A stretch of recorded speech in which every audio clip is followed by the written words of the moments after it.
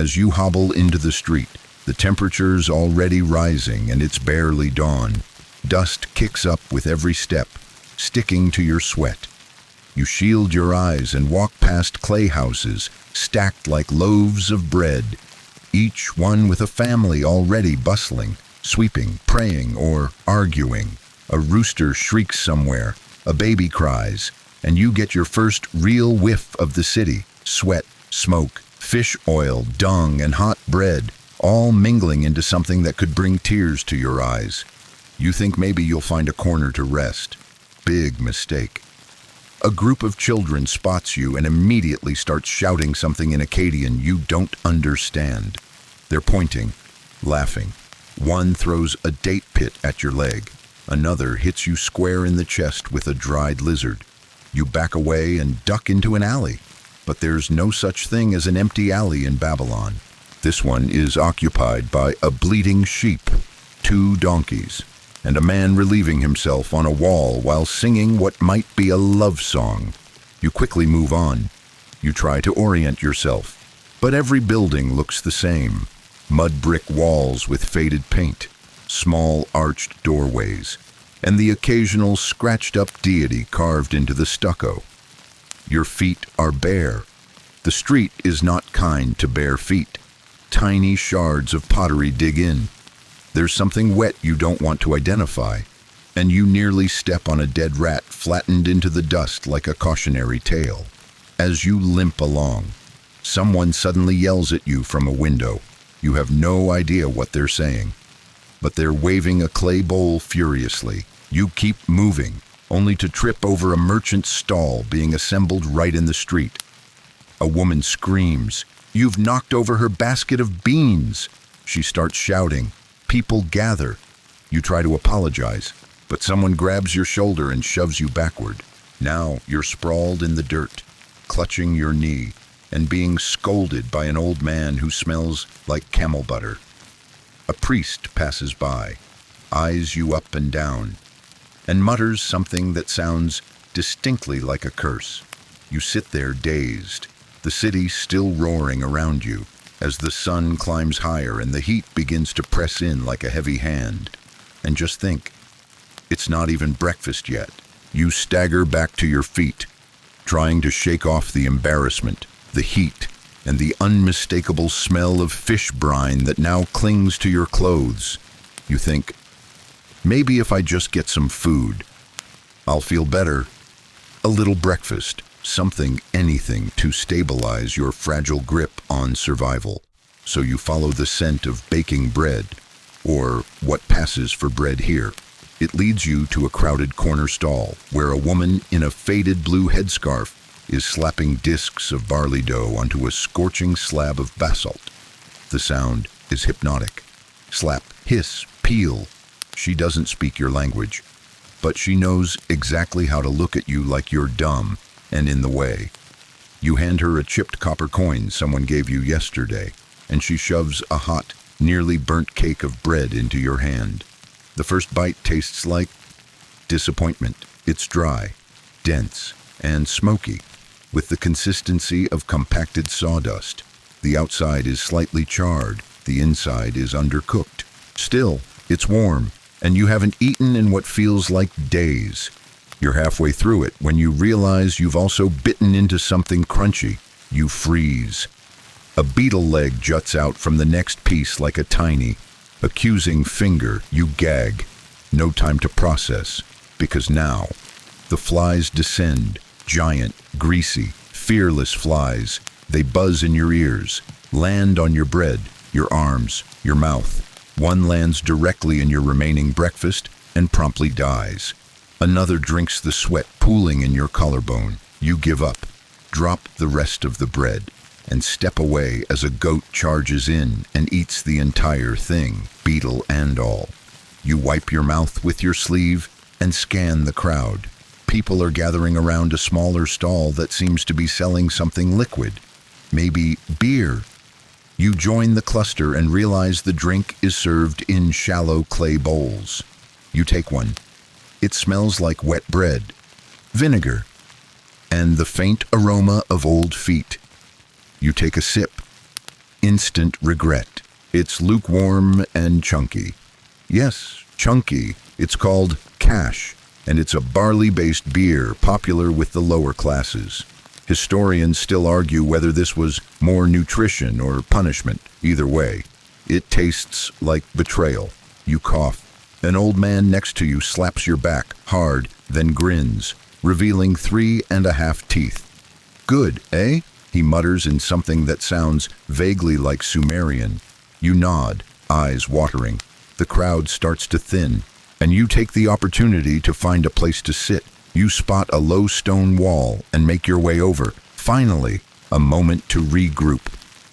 But of course, nothing in Babylon is just for sitting. The instant you rest your weight, a group of pigeons explodes from underneath, one of them leaving a very personal parting gift on your tunic. You sigh.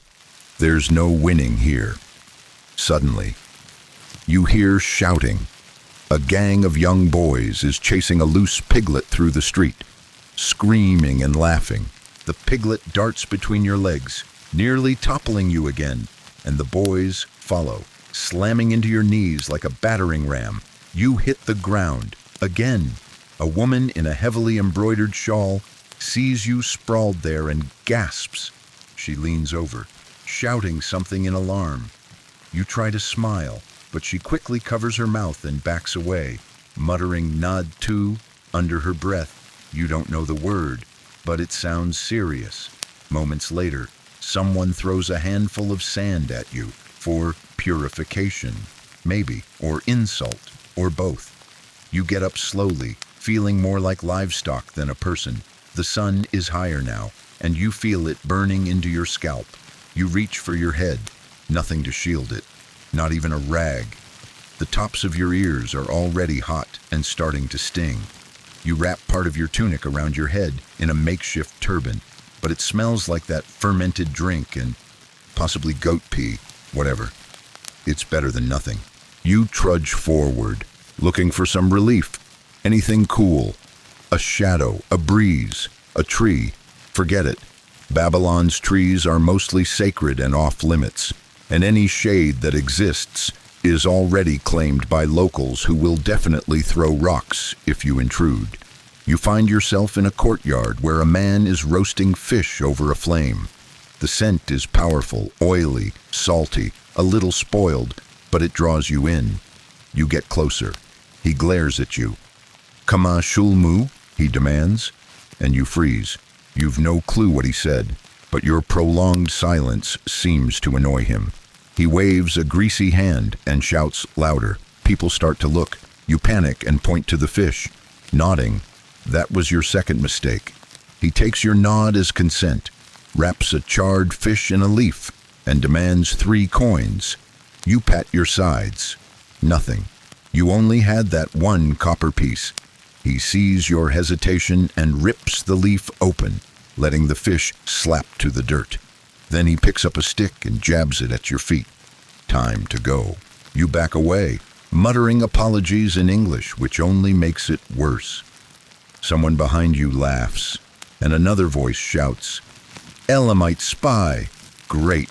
You start walking faster, clutching your sides, sweating through your linen, and mentally calculating how many hours you've survived so far. 2, maybe 3. It already feels like 30.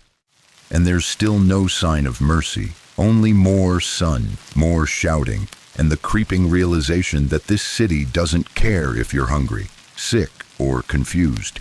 It just expects you to keep up.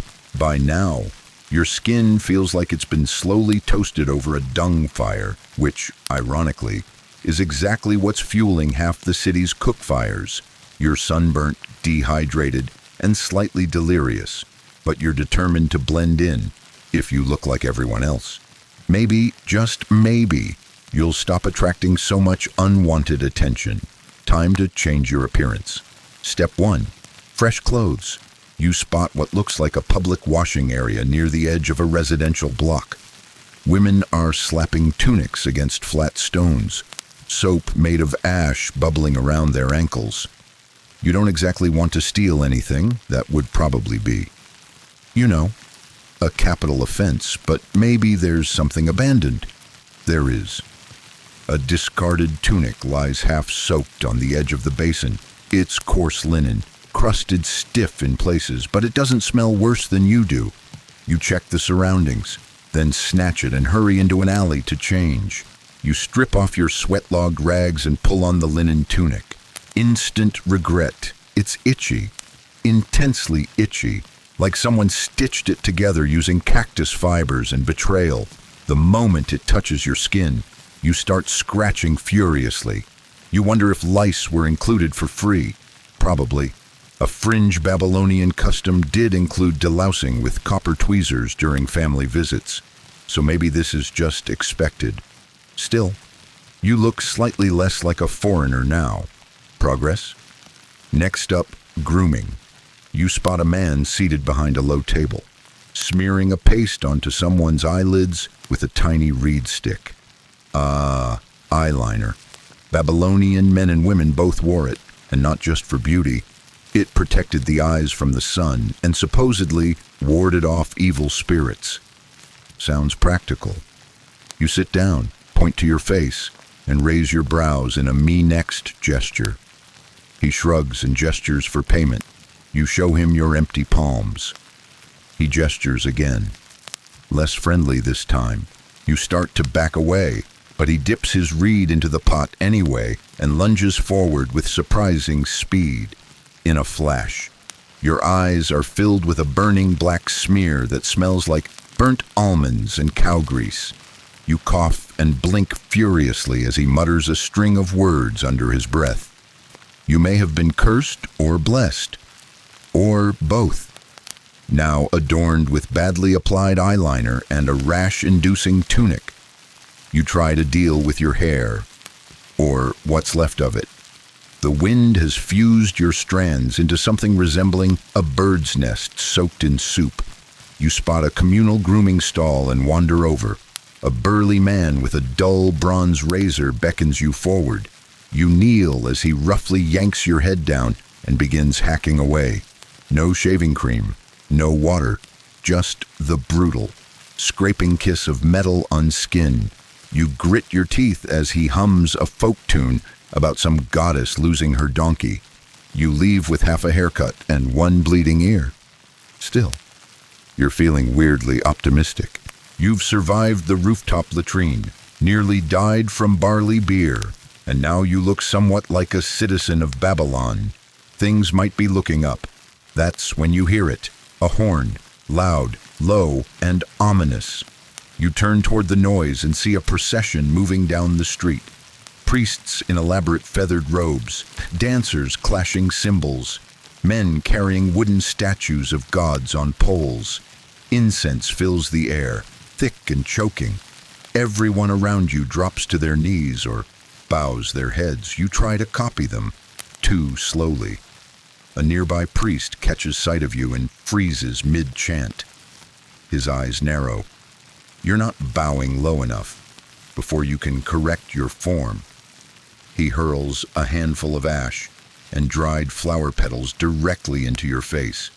You choke, fall backward, and feel someone grab your arm.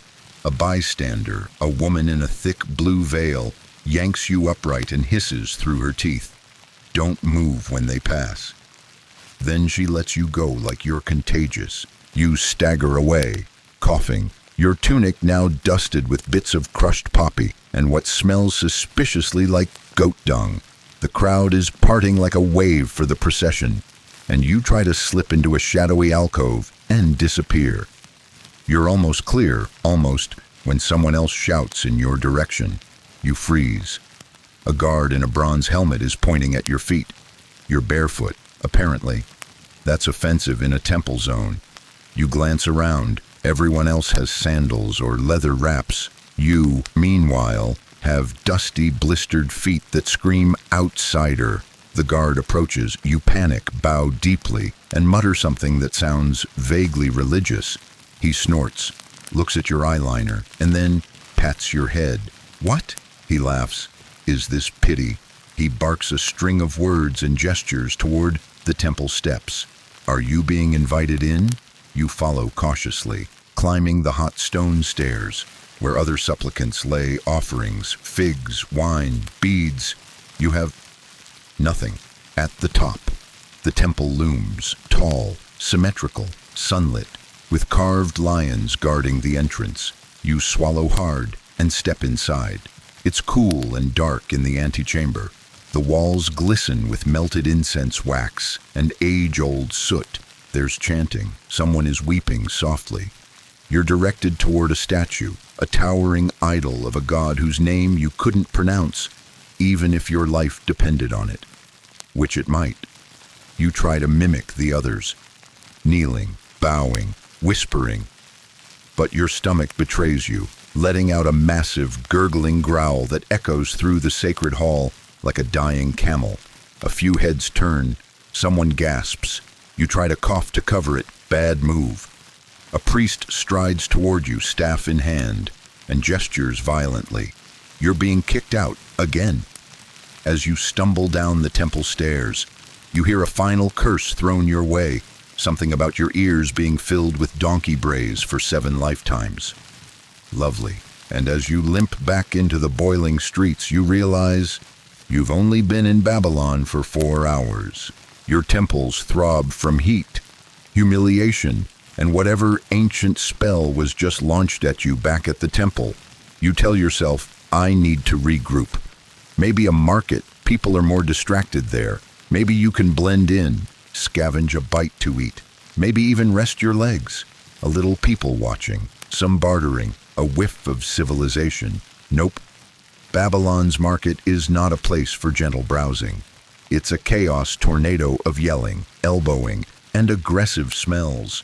You turn a corner, and there it is. Open-air stalls packed elbow to goat with vendors and buyers. The air pulses with shouting in at least 3 languages, none of which help you navigate the battlefield ahead. A vendor immediately spots you, a young man with a crooked smile and a tray of roasted locusts. He jabs a skewer toward your face and shouts something with what might be enthusiasm or insult. You recoil, only to back into another vendor selling dried livers in baskets lined with old reed scrolls. The smell punches you straight in the brainstem. You try to squeeze between 2 donkeys and a pile of millet bags, only to get your shin banged by a cartwheel. Someone spills fermented fish sauce on your foot. A child grabs your tunic and runs away, laughing. You're barely 10 steps in. One stall catches your eye. It has what looks like fruit, real fruit. You edge closer. Dates, figs, maybe even a pomegranate. You reach out, trying to mime how much, but before you can even blink, the merchant slaps your hand, squints at you, and hisses, "You touched it. Now you buy." You try to explain. Bad idea. You don't know the words. He starts shouting. The shouting attracts others. Someone else yells something about the foreigner with the cursed eyes. A circle begins to form. You back away, holding up your palms, trying to exit stage left. Then you bump into a tall man with black tattoos spiraling down his arms. He's wearing a heavy bronze collar and a scowl so deep it looks chiseled. His hands are full of copper trinkets, and you just knocked several of them to the ground. Everyone goes quiet. He stares down at you. You bend to help pick them up. Your hand grabs what looks like a little idol, some minor god with wings and a weirdly smug face. You gently place it back on his tray. Mistake. He thinks you cursed it. He roars, flings the tray into the air, and grabs you by the collar. The crowd instantly erupts, some laughing, others shouting for guards. You wriggle free and bolt, shoving through the mass of humanity, slipping on a pile of squashed olives and diving under a canopy of hanging fabric to hide. You stay there, panting, sweating, vibrating with adrenaline, as above you, the vendors keep bartering like nothing happened. From your hiding spot, you watch a woman trying to sell an elixir in tiny stone bottles. She shouts about warding off death, dryness, and bad husbands. You briefly consider it. She waves a bottle at you. You crawl away. Eventually, You emerge from the fabric stall and try to walk like you belong. You pass a booth selling perfume made from crushed lilies and donkey marrow. Another sells wigs made of human hair, displayed like sad, sun-bleached rats nailed to planks. Someone offers you a deal on clay tokens blessed by Ishtar herself, probably forged yesterday. One man grabs your arm and holds out a small, sealed jar. Shulmu balm, he yells, for bites, for curses, for stomach worms. You don't want it, but he's already opened the lid and smeared some on your wrist. It smells like vinegar and dead mint. You try to shake him off, but now he's yelling for coin. You push away and accidentally knock over a hanging sign made of string and fish bones. The whole thing collapses, fish, bones, everywhere. Once again, people are staring. A baby starts crying. A man steps forward, clearly amused, and mutters, "Is this a performance?" You don't respond. You just run. Again, you duck behind a stall selling copper bracelets and finally catch your breath. You sit on a broken crate, clutching your knees, and think, this can't get worse. Then a rooster jumps onto your head. Not metaphorically, a real rooster. Just bam, talons in your hair. You shriek and flail as the thing caws in rage and flies off, leaving behind a generous gift on your shoulder. Everyone around you is howling with laughter. At this point, it's not even humiliation, it's performance art. You try to move on. The market opens into a wider plaza. Here, you spot a strange sight. A man in ornate robes, standing on a platform, reading from a clay tablet in a voice that's equal parts sermon and street theater. He points to a young boy kneeling beside him, crying. Turns out, this is public justice. You watch as the boy's offense is read aloud. Something about stealing barley. The crowd murmurs. The boy begs. Then a second man, a bald priest with an impressive staff, steps forward and declares that the gods will decide. They lead the boy to the edge of a nearby canal. A rope is tied around his waist. He's thrown in. The rule is simple. If the gods favor him, he will float. If not, well, he won't. You hold your breath. The boy thrashes. People lean forward. A goat bleats, and then he floats. The crowd cheers. The priest announces that he is innocent, and he is pulled out, coughing, shaking, but alive. Historians still debate whether this practice was symbolic or, horrifyingly, regular legal procedure. Either way, you take 2 steps back. You're not made for this world. You're not made for trial by canal or street rooster assaults or perfume that smells like hooves. And yet, you're still here. It's midday now. The sun is directly overhead. The market smells like sweat and melting fig paste, and you've got at least 12 hours left to survive. Gods help you. You're sweating from your elbows. Did you even know elbows could sweat? Because here, under the angry Babylonian sun, every joint, every crease, every shadowed fold of your body has joined in a symphony of moisture. Your linen tunic, which earlier itched like it was woven from nettles and betrayal, is now clinging to you like a wet sock. You are marinating in your own regret. And the heat, it's not like summer heat, you know. This is a dry, aggressive, baking heat. It doesn't just warm you, it sears you. The air seems to hold still, as if even the wind has given up. When you inhale, it feels like sucking on the inside of a brick oven. Your lips are dry and splitting. Your tongue sticks to the roof of your mouth. You're starting to fantasize about puddles, which is saying something considering the average Babylonian puddle is roughly 40% donkey pee. You need water.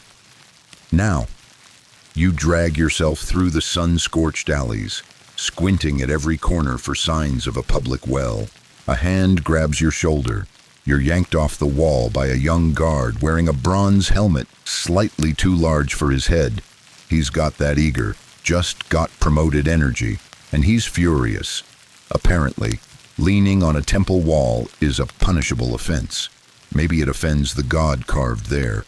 Or maybe it offends the guards who've been standing in the sun all morning and need someone to yell at. You try to explain. You gesture. You mime heat stroke. None of it works.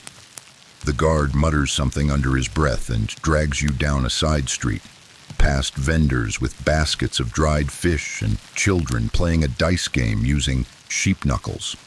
The sun presses down harder. Your feet ache. Eventually, he stops at a low mud brick hut with two men seated outside. Scribes. You can tell by the reed pens, the clay tablets, and their expressions of long-suffering boredom. The guard pushes you forward. One of the scribes sighs so hard it kicks up dust. He uncaps a jar of clay and begins scribbling something with slow, deliberate strokes. You're not sure if it's a fine, a record, or a creative insult in cuneiform. The other scribe squints at you. His eyebrows twitch. He says one word, "Edemu." You have no idea what that means. You smile weakly, but he's not amused. He repeats it, this time with a slight frown. Later, you'll learn Edemu is the word for ghost, as in, are you a wandering spirit, a lost soul, a dead person too dumb to realize they're dead?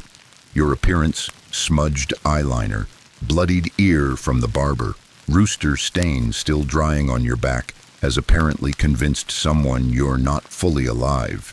You shake your head frantically, pressing your fingers to your own pulse, hoping that gets the message across. They mutter. One laughs. The first scribe tosses aside the tablet he was working on and rolls his eyes like this isn't even worth the paperwork. He waves the guard off. You're released. Either pardoned or deemed insignificant.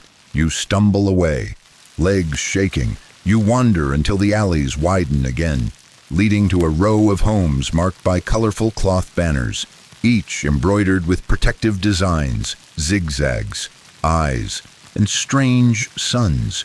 Beneath one hangs a jar of old bread with a candle inside. Another has a small statue perched on a windowsill, its mouth stuffed with what looks like saffron and chicken bones. You're starting to realize Babylon isn't just a city of laws and labor. It's a city of ritual. You sneeze hard, and a man passing by makes the sign of horns at you, then spits on the ground 3 times, for luck, or protection, or insult. Who knows? At the end of the street, a boy no older than 10 balances a large tray of flat clay rectangles, writing tablets, cuneiform receipts, legal texts, maybe even hymns. You follow him. He leads you to what turns out to be a scribe school, just a low building with mats, styluses, and lots of grumpy boys bent over damp clay. You try to watch from outside. Mistake. The teacher, broad-shouldered, bald, and clearly tired of everyone, spots you. He barks something, points. You, come, now. You're ushered inside, handed a lump of clay, and plopped onto a reed mat. A boy next to you snorts. You're given a stylus and a model tablet to copy. You try. You really do. But the wedges are inconsistent. Your spacing is a mess. One accidental jab turns what might have been barley shipment delivered into barley gods demand your wife. Oops. The teacher grabs your tablet, stares at it in horror, then smashes it with theatrical flair. You're shoved out again, this time chased by a very enthusiastic child with a stick. You limp into the nearest shadow and collapse.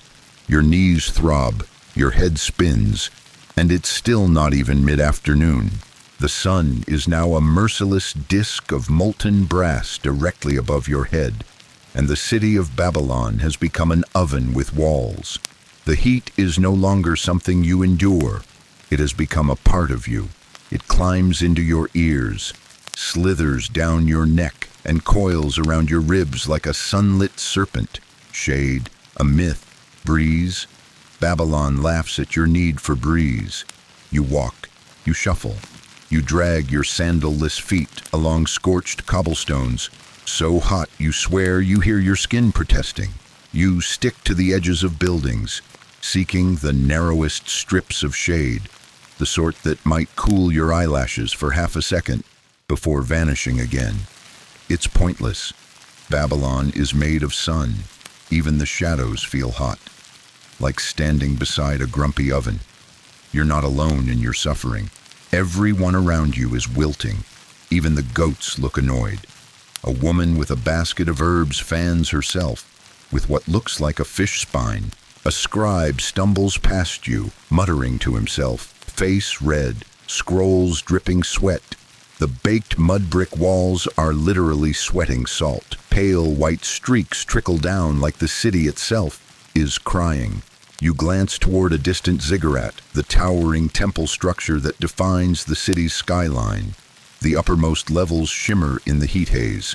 You can't imagine how anyone makes it up there without collapsing.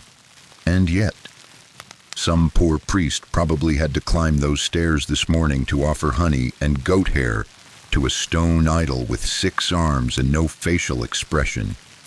Your lips are splitting now. You taste blood and dust and the faint bitterness of the cursed barley drink from earlier. You try spitting. It doesn't work. You're too dry to spit. You duck under a low archway and slump against a wall. The stones sear through your tunic, but you don't care. You let your head rest against a carved lion's paw and try to slow your breathing. But Babylon doesn't let you rest for long. A voice calls out sharply, urgently. You open one eye. A man in elaborate robes is approaching you with purpose. His face is painted with fine black lines, his beard oiled and twisted into sharp curls. He looks important, or angry, or both. Behind him is a small entourage carrying baskets of scrolls, jars, and something wrapped in dyed linen. You try to sit up, to look alert. The man points at you, says something fast, and then thrusts an object into your hands. It's a clay tablet, still wet. You blink at him. He repeats himself, slower this time, and gestures toward a nearby bench where 2 scribes are rapidly copying lines of cuneiform onto fresh tablets. They're pale, sweaty, and focused like their lives depend on it. And now, you're part of the team? You glance down at the tablet. It's filled with rows of symbols, boxes, wedges, arrows, tiny bird feet. You are 100% unqualified for this job. You hold the stylus like a broken crayon and attempt to copy what's in front of you. First wedge, too deep. Second line, crooked. Third, you manage to smear it before you even finish. A scribe next to you notices. He scoffs. He mutters something under his breath, probably not a compliment. He grabs your hand, tries to correct your grip, and shows you how to angle the stylus. You nod, pretending to understand. You try again. This time, you carve what looks suspiciously like a tiny chicken. The scribe sighs, dramatically. Then you hear a hiss from behind. The fancy man is back. He looks at your tablet. He stares. He raises an eyebrow that could cut marble. You brace for impact. Instead, he snatches the stylus, flips the tablet over, and scrawls something wildly complicated across the back in 3 seconds flat. He shoves it into your chest, points toward the far end of the street, and says a single word with a tone of finality. Deliver. Great. You're now an unpaid delivery person for Babylonian documents, written in a language you can't read, to a location you don't recognize. You clutch the tablet like it's a sacred relic and begin the trudge. Each step is a chore.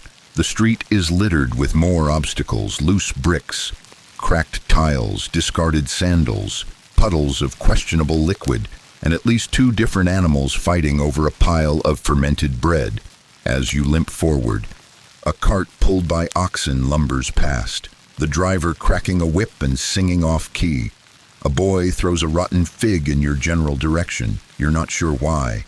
Maybe it's a rite of passage. You dodge left, nearly fall into a gutter, and right yourself just in time to avoid stepping on a very, very dead bird. Finally, after what feels like hours, You find the designated doorway, a blue painted arch with carvings of bulls and rosettes.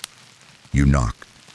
A woman opens it, sees the tablet, snatches it from your hand, and promptly slams the door. Cool. No tip, no water, no gratitude, just more heat and another reminder that this city doesn't know you exist, and if it did, it wouldn't care. You take a few more steps and collapse against a barrel filled with grain. Your legs tremble, your brain pulses behind your eyes. You are officially 1 degree from heat stroke, 2 from hallucinating. You close your eyes, and then something wet hits your shoulder. You look up. The building above you has a drain pipe of sorts, a carved stone chute. Someone just dumped a bucket of used bathwater. You, of course, were directly in the splash zone. It smells faintly of soap, sweat, and possibly pickled onions. You sit there, soaked, boiled, humiliated, and then you start laughing, quietly, weakly, like someone who's given up resisting the absurdity of existence. Historians still argue whether daily life in Babylon was a marvel of order or a barely contained disaster. Right now, from your soaked perspective, it feels like both. You peel yourself off the barrel, wobble to your feet, and begin to shuffle forward again, wondering what else this ancient city has in store for you. Spoiler, it's not a nap. You've been in Babylon less than half a day, and already your survival strategy has boiled down to one simple principle. Don't die. That's it. No high hopes, no goals, just stagger, sweat, and somehow avoid being accused of sorcery, heresy, or touching things you're not supposed to. You'd celebrate making it this far if you weren't currently melting like a wax figure left on a windowsill. You duck into the narrow shade of a nearby wall and lean there for a minute. The bricks are sun-baked and sharp-edged, but even this gritty surface feels like mercy. You inhale deeply and instantly regret it. The air carries a potent mix of incense, donkey droppings, fried onions, and what might be decomposing fish, desperate for purpose or at least distraction. You make your way toward a quieter courtyard. It's mercifully calm, lined with stone benches and 2 tired palm trees that seem just as fed up with the heat as you are. In the center, a few clay tables are set out, surrounded by men with ink-stained fingers and stacks of scrolls. You realize you've stumbled into a scribal enclave, a kind of paperwork park for Babylon's record keepers. It's like an outdoor office, but with fewer coffee breaks and more animal sacrifices on the calendar. You linger at the edge, observing. One man etches symbols onto a clay tablet while another dictates, waving his arms like he's narrating the epic of Gilgamesh himself. You take a cautious step closer. A scribe, young and clearly bored, looks up at you. He smirks. "Right?" he asks. In hesitant Sumerian. You shrug. Maybe this is your shot at redemption after the whole accidentally insulting someone's donkey wife tablet incident earlier. He pats the spot beside him and hands you a fresh piece of clay. It's soft and warm, like bread dough, but slightly grittier. He hands you a stylus carved from polished reed. You grip it like a pencil and wait. He presses his own tablet forward, showing a line of crisp, cuneiform characters, neat little wedges and triangles that, together, probably say something bureaucratic like receipt for goat rental. You try to copy it. First line, passable. Second line, you press too hard and gouge a hole. Third line, your hand slips and you draw what looks like a deformed chicken beside what might be the sun god's armpit. The boy bursts into laughter. So do a few others nearby. One gestures at your work and jokes in rapid Akkadian. And while you don't understand the words, the tone is unmistakable. Look at this artistic disaster. Still, they're laughing with you more than at you. It's the first time today you haven't felt like a trespasser in a hostile dimension. The scribe pats your back, right where yesterday's sunburn still lives. and you wince, but also grin. Maybe they'll teach you more. Maybe this is your in. That's when someone behind you shouts. You turn, and your stomach drops. It's another official, older, angrier, and clearly unimpressed.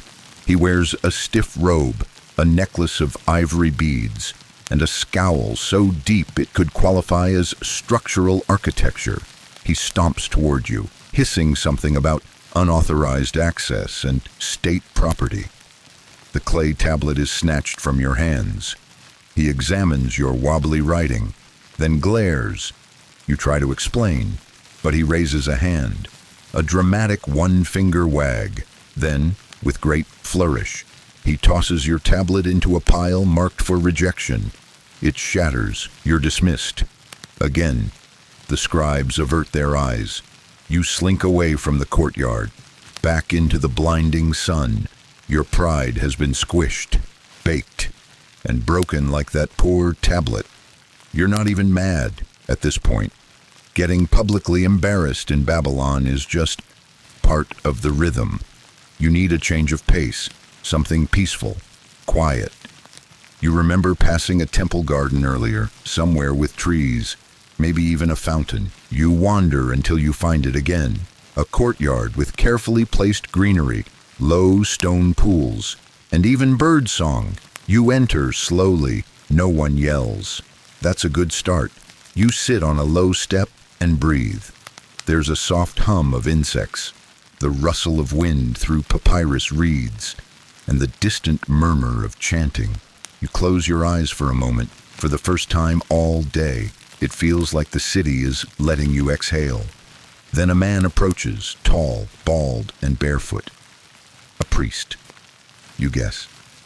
His robe is dyed deep blue, and he carries a staff topped with bronze feathers. He stares at you without blinking and says something flat and solemn. You sit up. Startled, he repeats it, slower this time. When you don't answer, he sighs, gestures for you to follow, and turns toward a side alcove. You hesitate. You've been cursed, scolded, shaved, and splashed today. What's one more mystery? You follow him. The alcove is small, lined with carved panels showing gods with wings, lions, stars, and rivers. In the center is a low platform holding bowls of oils, flower petals, and a large wooden snake. The priest gestures to the bowls, says a string of words, and points at your chest. You blink. He points again. Ah, this is a purification ritual. For you, apparently. Your earlier crimes, wall-touching, false scribe work, and general foreigner vibes have accumulated enough spiritual grime to warrant intervention. The priest dips his fingers into a jar of oil and starts smearing it on your forehead, muttering all the while. The oil smells like cinnamon and something meatier. Then he flicks flower petals onto your shoulders and circles you 3 times, holding the snake like a vacuum cleaner for sins. You want to laugh, but don't. Finally, he finishes, steps back, and offers you a small lump of hardened sap. You accept it. You're not sure if it's a blessing, a snack, or ancient deodorant. The priest smiles slightly. Maybe. Then he waves you off. You exit the alcove in a daze, newly anointed and smelling like a spice market that got into a fistfight with a tree. And for the briefest of moments, you feel a tiny sliver of hope. Maybe things are turning around. Maybe Babylon has accepted you. Then a small child walks by, points to your oily forehead, and says loudly, "Is that donkey lard?" You sigh. You shuffle out of the temple garden, still shiny with sacred oils, smelling like a cinnamon-scented barnyard. The little kid's remark about donkey lard echoes in your mind. But honestly, it's the least of your problems. You've been sneezed on, cursed at, soaked, sunburnt, and accused of ghosthood, and it's still not evening. The streets are quieter now. The harshest heat has passed, and people are starting to re-emerge like cautious crabs from their clay homes. A few vendors begin setting up for the evening market. brushing flies off produce and repositioning jars of pickled something. A slow, rhythmic drum beat rises from somewhere nearby, deep, steady, and oddly hypnotic. You follow the sound. It leads you toward a wide courtyard flanked by columns, where people are gathering. There's an altar at the center, surrounded by coiled rope and clay jars. Incense wafts upward, curling into the late afternoon sky like ghost snakes. A group of priests in bright robes, reds, oranges, and ochres, are chanting in a language that sounds older than stone. You've wandered into a temple ritual. You're not sure which god this is for, Ishtar, Marduk, the lesser god of mild headaches. You stay near the back of the crowd, trying to be invisible, but Babylon, once again, says no. A hand lands on your shoulder, a soft one. With long fingers that smell like cedar and something musky, you turn to see a woman in gold-threaded linen, her face painted with kohl, and her hair arranged in a way that suggests either nobility or someone who hasn't slept in a month. She looks at you appraisingly, then beckons with a slight nod. You follow, because what else are you going to do? She leads you behind the columns into a small, dim alcove, where two other women and a young boy are preparing items on a tray. Jars of oil, bundles of herbs, feathers, and a clay pot shaped like a bird. You recognize nothing. The woman gestures for you to kneel. You hesitate, but she arches one finely penciled eyebrow, and you drop to your knees faster than a goat dodging a tax collector. She dips a feather into one of the jars, something thick and greenish, and brushes it across your forehead. It tingles. You brace for another purification, but instead, they start dressing you. Yes, dressing. The boy wraps a long piece of patterned fabric around your waist. One of the women plops a feathered headdress on your head. The other paints a red spiral on your chest using what smells like crushed berries. You try to protest, but the main woman holds up a finger. Silence. You are now part of the ritual. A gong sounds. The chanting grows louder, and the crowd outside begins to part. The main priest, the one who looks like he's swallowed 3 scrolls worth of ceremony, raises his hands and begins calling out names. The people bow. You're gently pushed forward. You're part of the procession now. Panicked, you shuffle along, flanked by 2 teenage girls with clay jugs balanced on their heads. The courtyard feels massive, filled with watching eyes. Someone tosses flower petals. Another throws what looks like salt. The drums pound louder. You follow the lead priest up the steps to the altar. Someone hands you a small clay bowl filled with smoking herbs. You hold it. It smells like burning celery and funeral incense. The priest mutters something and gestures for you to lift it toward the sky. You obey. The crowd murmurs. The priest steps forward, eyes narrowed. He takes the bowl from you, pours its contents into a nearby fire pit, and claps his hands once. Done. You step back, heart racing, trying to figure out if you just blessed a field, married a minor god, or accidentally declared war on Assyria. Either way. The crowd starts dispersing. People nod in approval. One even pats your shoulder. You exhale. That went better than expected. You remove the headdress and awkwardly return the belt sash to the nearest altar boy, who looks horrified that you touched it. Fair. You wander away from the ceremony zone and find a quiet stone bench near the temple wall. For a second, just one. It almost feels peaceful. Then you feel something crawling up your leg. You look down. It's a beetle. A big one. Not the small, crunchy kind you accidentally ate earlier. No. This one looks like it's made of bronze and nightmares. It scuttles up your shin with alarming confidence, heading straight for your tunic. You jump up, flail, and manage to kick it off right into the clay pot of offerings next to a statue of a fertility goddess. It knocks the pot over. A priest sees. He gasps. You've defiled the offerings. You try to explain. You point to your leg. You mime the beetle. You even drop to your knees and give the statue the most sincere apology your heat-fried brain can conjure. It doesn't matter. Two younger priests march toward you. One is holding what looks like a broom made of reeds. The other, worryingly, has a jar labeled with skulls, actual skulls.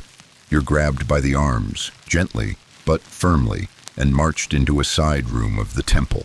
Inside, it's dark and smoky. There are murals of lions, fish, and people who clearly regret their life choices. You're sat on a cushion. The jar is opened. Inside is a thick black paste without a word. One of the priests dips a reed stick into the goop and begins painting it onto your forehead, murmuring something that sounds like a lullaby for cursed children. The other sprinkles some kind of powder over your shoulders. It smells like burnt honey and dirt. Apparently, you are being uncursed. Again, historians still debate just how ritual-heavy Babylonian daily life was, whether every sneeze and hiccup was truly significant, or if we're reading too much into scattered texts and murals. But right now, it feels like every time you breathe wrong, someone's smearing incense paste on your nose and whispering about demons. When it's over, the priests nod solemnly and wave you away.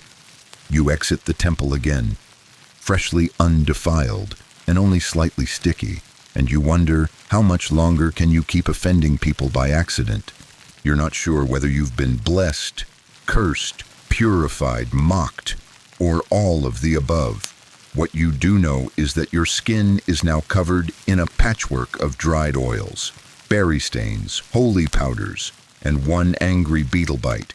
Your head itches, your stomach growls, and your dignity, that got traded for a headdress and incense bowl.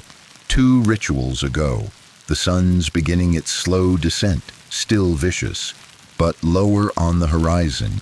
You wander toward a street lined with crooked clay buildings, their windows blocked by woven mats.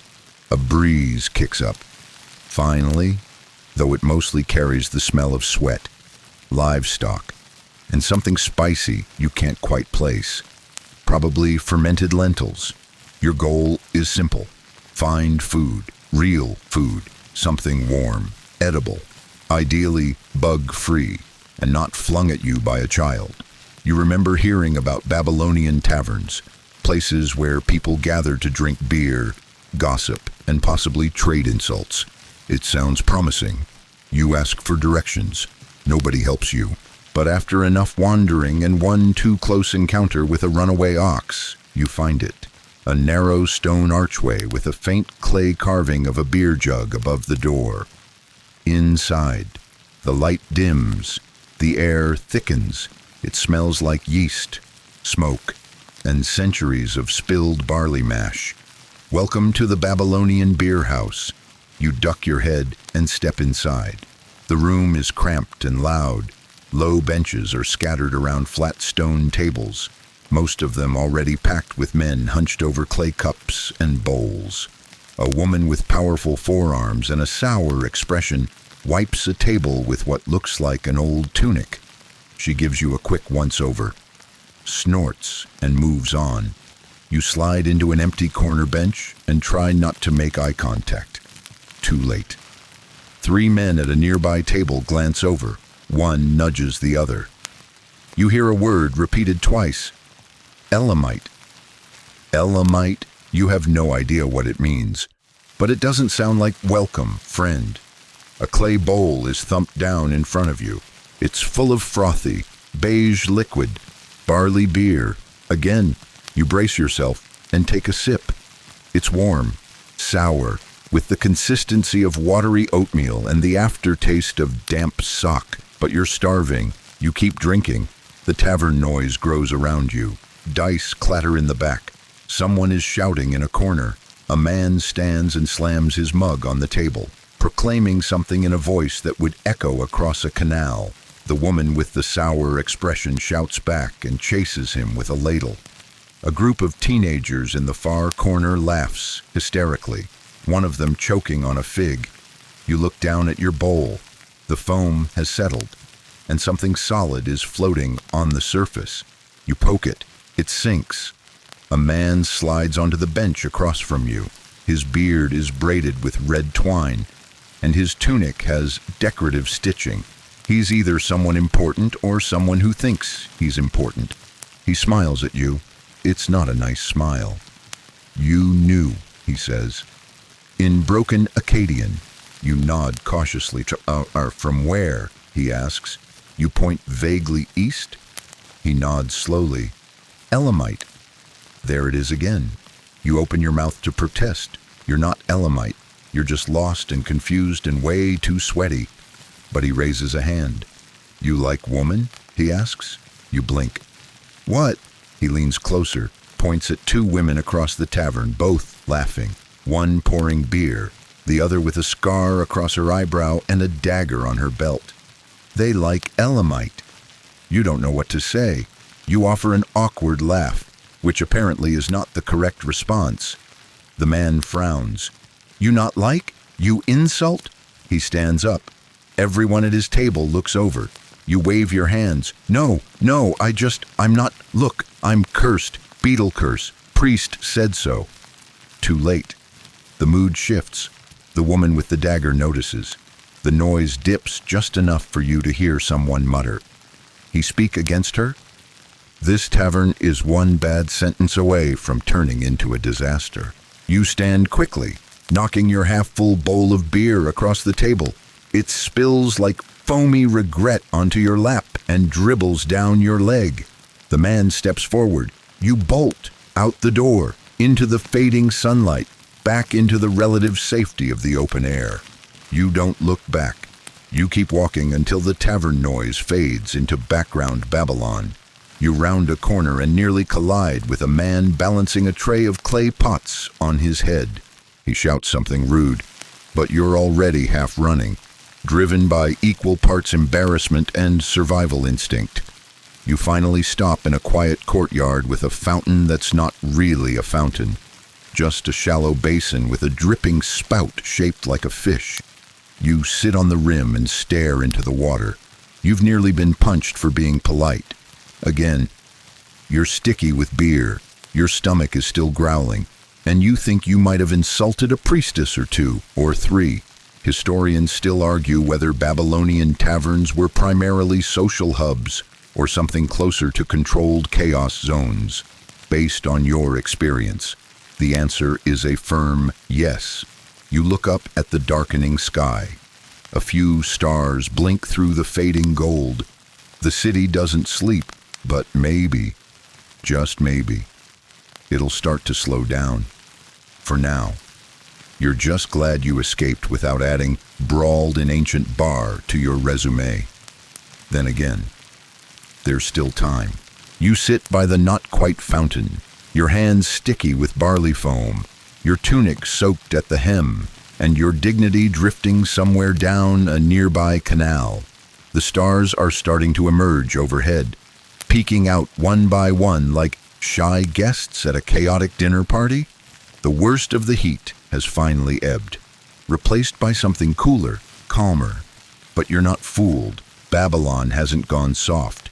It's just gearing up for night mode. You stand slowly, knees aching, spine cracking, and resume your cautious shuffle down the road. The city has changed around you. Torches flicker along the walls, shadows stretch longer, conversations hush. It's quieter, yes, but also tenser. People move faster now, with more purpose. Doors close early, windows shut.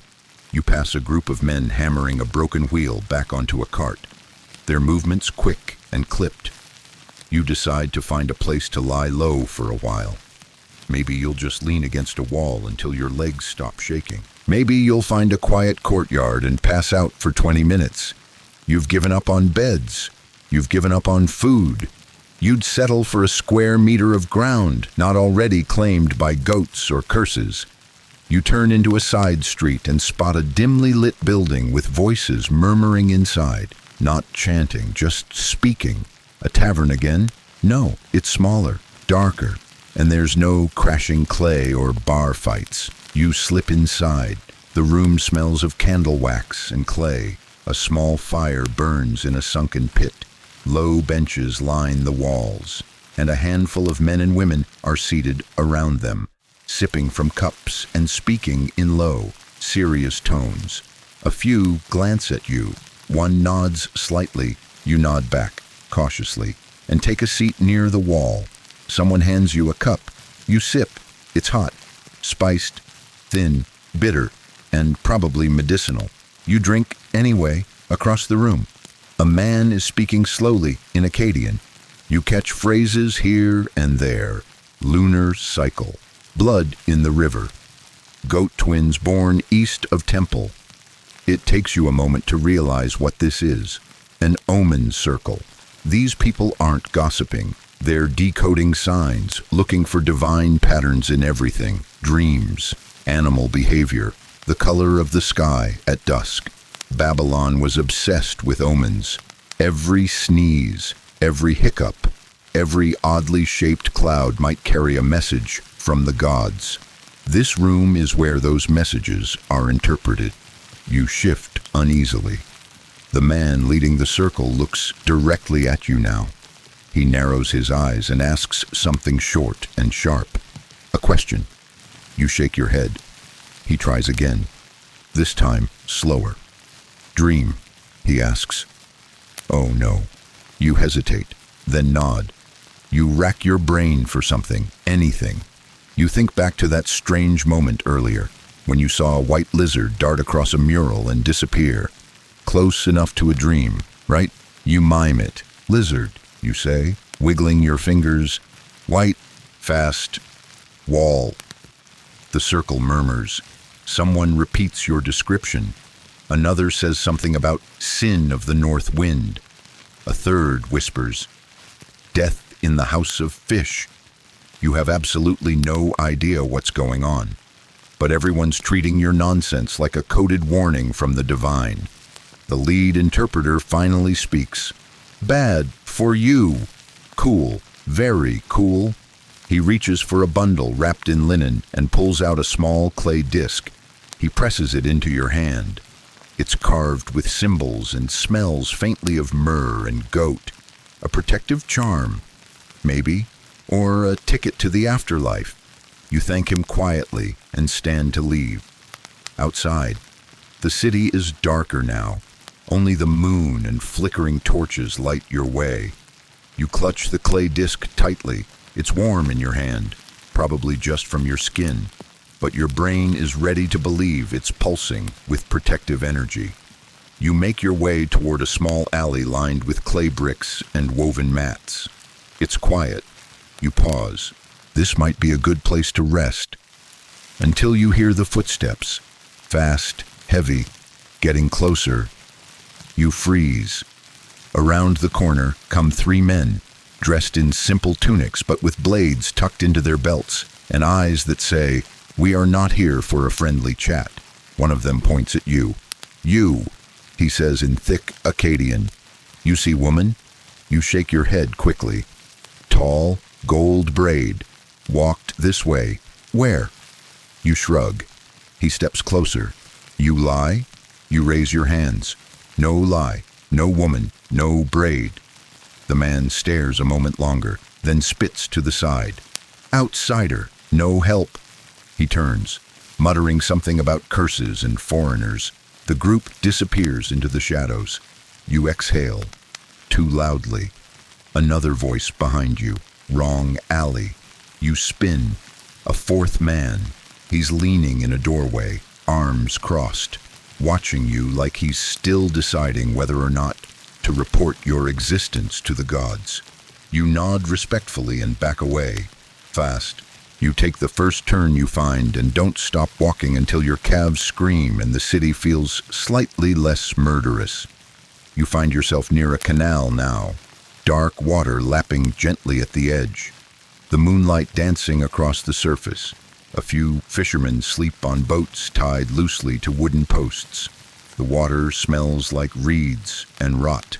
You sit on the bank and let your feet dangle. For once, nothing terrible happens. You close your eyes and hear only the soft splash of water, the rustle of palm leaves, and the distant sound of a flute. You let your mind go soft, like wet clay. Maybe you can nap, just a few minutes. Then you sneeze, a sharp, sudden, unremarkable sneeze. But across the canal, a woman gasps. She points at you. She mutters to her companion. You remember the omen circle. You remember the priest. You remember that in Babylon, sneezes mean something. You sneeze again. The woman makes a sign with her fingers. Protective. Warding. She backs away. You sneeze a third time. A goat nearby makes a horrified bleat and runs. You sigh. You were this close to peace. You're now officially cursed by your own sinuses. The woman across the canal is still watching you with wide eyes, muttering under her breath as she backs into the shadows with her friend. Both of them likely convinced you've either summoned a plague, offended a god, or are moments away from turning into a lizard. Honestly, at this point, you'd welcome a lizard transformation. At least they're fast and don't sweat. You dust yourself off, stand slowly, and give the canal one last mournful glance. There will be no resting here. Babylon is not a city where one simply rests. It's more like a giant spiritual treadmill set on high speed, and you're jogging on it with no water, no sandals, and a large target on your back labeled unlucky. You shuffle back into the side streets, following the flicker of torchlight, your knees clicking and your back muttering passive-aggressive threats. You pass another row of homes, their rooftops stacked like ancient Lego blocks. You look up and sigh. Rooftops. That's where people sleep here, on flat clay roofs cooled by evening air and hopefully not occupied by curses or livestock. You look for a ladder or stairwell, something to get you up and off the street. That's when you hear music, not drums or chanting. Music, a lyre, gently plucked, slow and melodic, almost hypnotic. You follow it. It leads you to a small courtyard where 4 people sit in a circle. One plays the lyre, another keeps rhythm on a hollowed-out pot, and 2 others sing in a soft harmony. It's beautiful, not polished or professional, but real, honest. It floats in the air like warm steam, curling into the stars. You keep your distance, not wanting to intrude, but one of them spots you and waves you in. You gesture at yourself. Surprised, they nod again. You step forward, cautiously, and take a seat on the edge of the courtyard, tucking your legs under you. Someone hands you a bowl. Not beer this time, water, blessed, glorious water. It's tepid and has a slight clay aftertaste, but it might as well be mountain spring nectar. You drink, you breathe. The song ends. The group murmurs to each other in low voices. You try not to draw attention, but someone asks you a question. Tibu Shulmu, do you bring peace? You pause, then slowly nod. The man smiles. He seems satisfied. He returns to his lyre and begins tuning the strings. You let your shoulders drop for the first time in what feels like a century.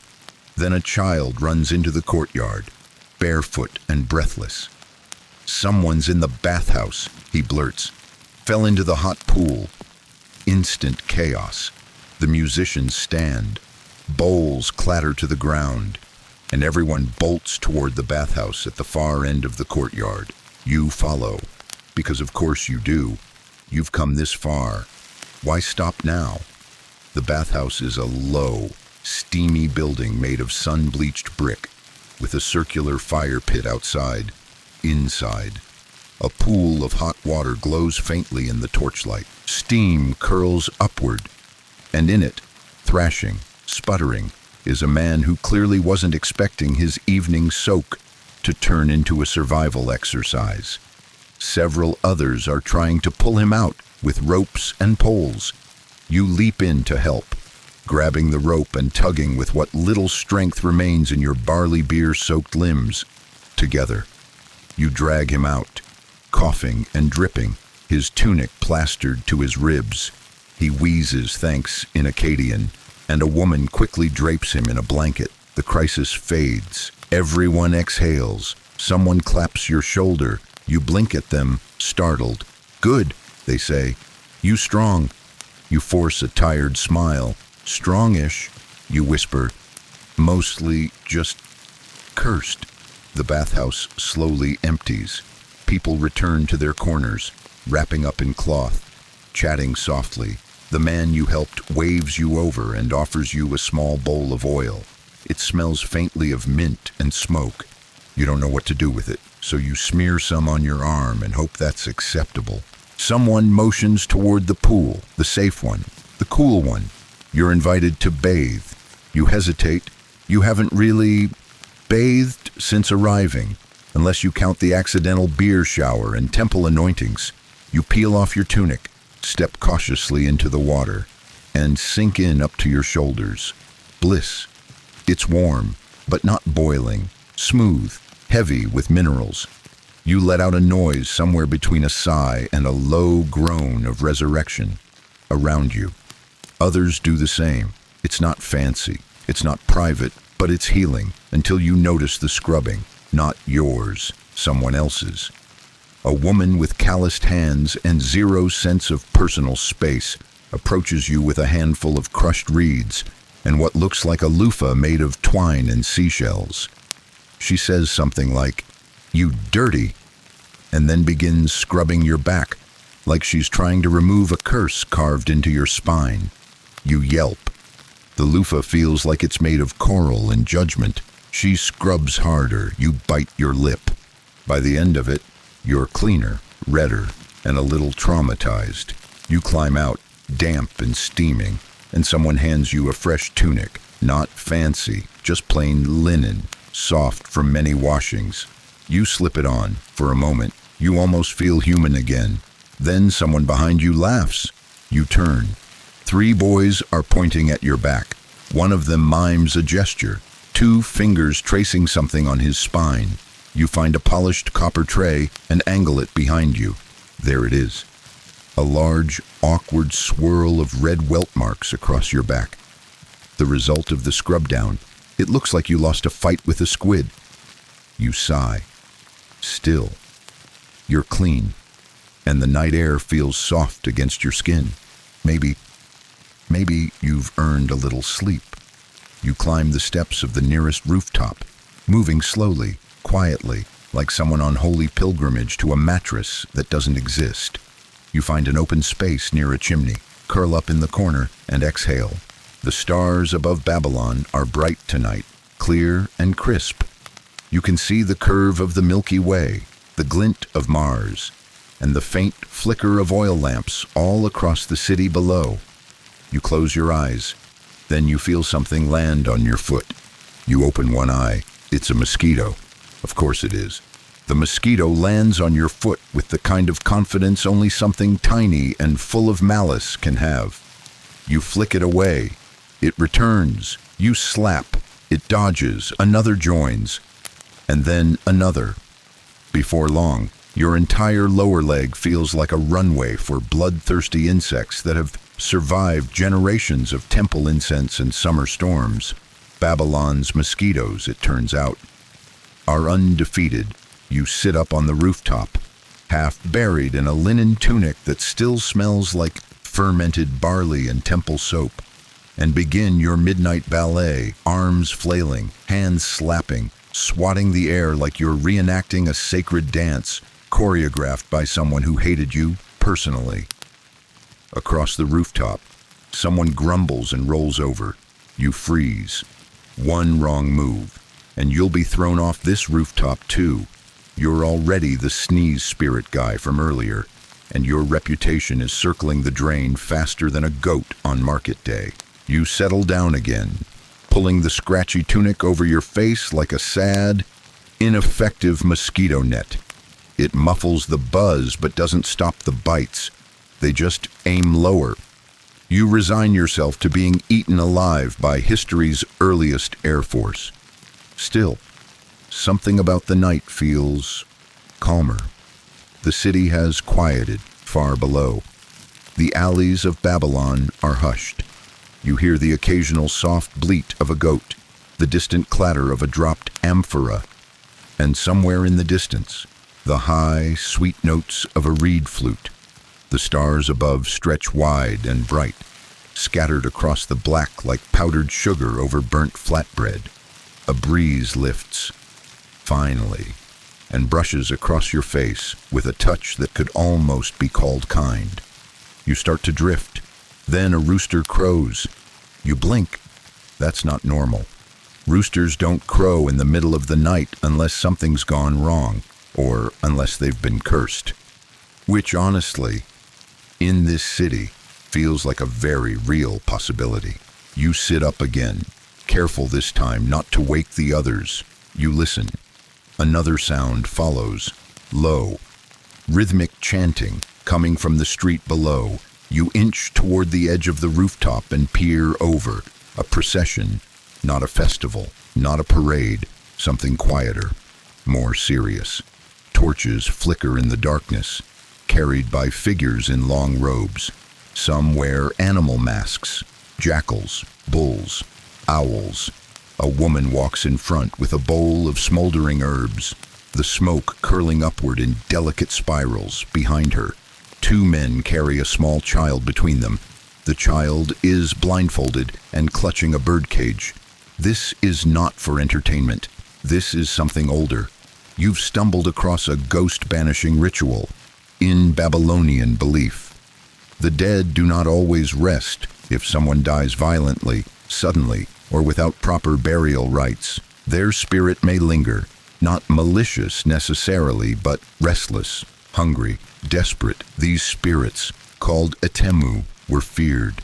They could cause illness, bad dreams, broken tools, even spoiled beer, and if someone began sneezing uncontrollably, or if two goats were born with one horn between them, that could be a sign. Tonight, someone decided the signs were bad enough to act. The chanting grows louder as the group stops in a nearby courtyard.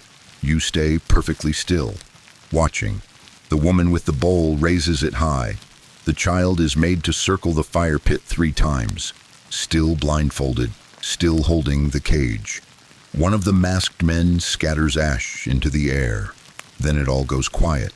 A pause, a breath, a ripple in the air, and just like that, the group begins to retreat. No fanfare, no applause, just the fading crunch of sandals on dry clay. You lie back. Slowly, heart beating faster than you'd like. You tell yourself it's fine, just a cultural moment. No ghosts here. Definitely not related to your own earlier sneeze, right? Then you smell it. The air shifts. A faint odor drifts across the rooftop. Sour, damp, slightly metallic. Not bad exactly, just wrong, like something that shouldn't be in the air at all. You sit up, sniffing. It's coming from the alley beside the house. You peer over again and see nothing. The street is empty until a shape rounds the corner. Tall, pale, moving slowly, with a limp that looks, involuntary. Your breath catches. The figure doesn't speak, doesn't look up. It walks past the house, turns again, and vanishes. You duck behind a clay chimney. You wait. You peek. Gone. Your logical brain is screaming, just an old man. But your Babylonian survival brain, now hyperactivated from 12 hours of curses and beetles, is whispering wrong time, wrong posture, wrong smell. You lie down and wrap the tunic tighter, muttering half-remembered lines from the earlier purification ritual. Something about holy rivers, peace to the sleepers, and do not touch my dreams. A few stars blink at you like they're not convinced. Then a sound. Footsteps. On the rooftop. You freeze. You look around. No one's awake. Everyone's still, wrapped in blankets, turned away from the noise. But the steps are real, soft, deliberate, coming closer. You sit up, slowly, silently, and peek around the chimney. A shadow moves. You nearly scream. Then someone screams before you. A woman. startled as she comes face to face with you mid-step. She drops a clay pot. It shatters. A dog barks on a nearby roof. A baby cries from below. Lamps flick on. You have officially woken the block. Now you're standing in the middle of someone else's roof, shirtless, oily, wild-eyed, and once again, the center of attention. "Who is he?" someone shouts. "He brought the spirit," another says. "He walked after midnight," someone else gasps, as if that alone confirms your guilt. A man points at your feet. "Barefoot, bad omen." Another woman waves incense at you like you're a nest of wasps. The rooftop landlord storms over, furious and groggy. "You cursed my dreams," he growls. "You sneeze, you shout, now you stomp." You try to explain, but no one listens. You're handed your clothes. Someone gestures toward the ladder. Evicted, again. You descend slowly, trying not to trip on the rungs. You hit the ground barefoot, itchy, mosquito-bitten, and still smelling faintly of sacred basil and barley beer. You wander off into the night, yet again searching for a place to lay your head. The streets are darker now. The torches have gone out. The moon has dipped behind the ziggurat. You pass a dog chewing something that was definitely once a sandal. You pass a drunk curled up in a basket of reeds, snoring like a broken oboe. You pass a statue of Ishtar, her face worn smooth by centuries of prayers, and whisper, "I'm trying." She doesn't answer, but at least she doesn't throw you off a roof. The silence of Babylon at night is deceptive. You'd think the city finally rests, tired, like you. But the truth is, it only changes costume. What was once the loud chaos of bartering and goat chases becomes a softer, stranger world of shadows and whispering doors. It's like the city has two faces, and you've now met them both, one loud and blistering, the other quiet and watching. You walk with no destination. Your feet are filthy. Your back itches from the herbal scrub. Your brain is a fog of barley beer, smoke, and one too many close calls with unamused priests. And now, to complete the set, your stomach growls like a dying lion. You haven't eaten since the cursed bread bug combo that a goat mercifully finished for you. Ahead, there's light, a faint golden glow slipping through slats in a wall. You follow it. You approach quietly, and what you find is unexpected. A wedding, or something like it. You're at the edge of a courtyard, looking through a woven reed fence into a small celebration. Lamps hang from strings. Music drifts lazily through the air. A lyre, a hand drum, a rhythmic clap. Guests sit on mats, drinking, laughing, tossing flower petals, eating actual food, olives, flatbread, cooked meat, and dates. Glorious. Sticky dates the size of your thumb. You don't step inside. You stay outside the fence, watching. No one notices you for a moment, and you're grateful for that. The couple at the center of the space looks young. She wears a tall, layered wig adorned with beads, and he looks proud and stunned all at once, like he can't believe any of this is happening. You watch as someone brings them a bowl, stone, carved, filled with what looks like honeyed milk. They both sip. Everyone cheers. A priest steps forward and sprinkles something into the air. Poppy petals, crushed figs, ground incense. It smells rich and sweet and briefly makes you forget you're cold and standing barefoot in an alley. A guest walks past you, glances over, and stops. You freeze. Here it comes. But instead of yelling or chasing you off, the guest, a woman maybe in her 30s, gives you a once-over, sighs, and mutters something under her breath. She disappears for a moment and returns holding a small bowl. She passes it through the slats of the fence. Food. You stare at it like it's a hallucination. A soft barley cake, a handful of cooked lentils, and a date. One single. Beautiful. Shiny date. You whisper thank you in every language you know. She just shakes her head like you clearly need it more than anyone here, and slips back into the crowd. You sit down right there, beside the wall, and eat. It's not a feast, but compared to what you've endured, it tastes like royalty. The barley is warm and fluffy. The lentils are spiced. The date? Oh, the date is pure magic. You close your eyes while you chew, pretending for just a moment that you belong here. Then you hear raised voices. You peek through the fence again. There's tension at the far end of the courtyard. Two older men are arguing loudly, arms flailing, everyone else falling quiet. You can't catch the words, but the energy changes.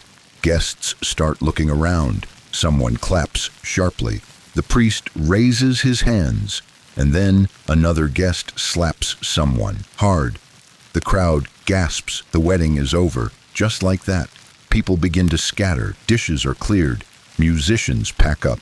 Someone kicks a basket. One of the uncles, possibly the slapped one, storms off muttering about omens. You decide this is a good moment to leave. You slip away from the courtyard and back into the night. Full for the first time in hours, but slightly shaken by how fast joy can turn to argument around here. Babylon seems to operate on a very thin emotional membrane. A celebration is always one goat sneeze away from collapse. You follow the alleyway deeper until it opens into another residential block. You're somewhere new again.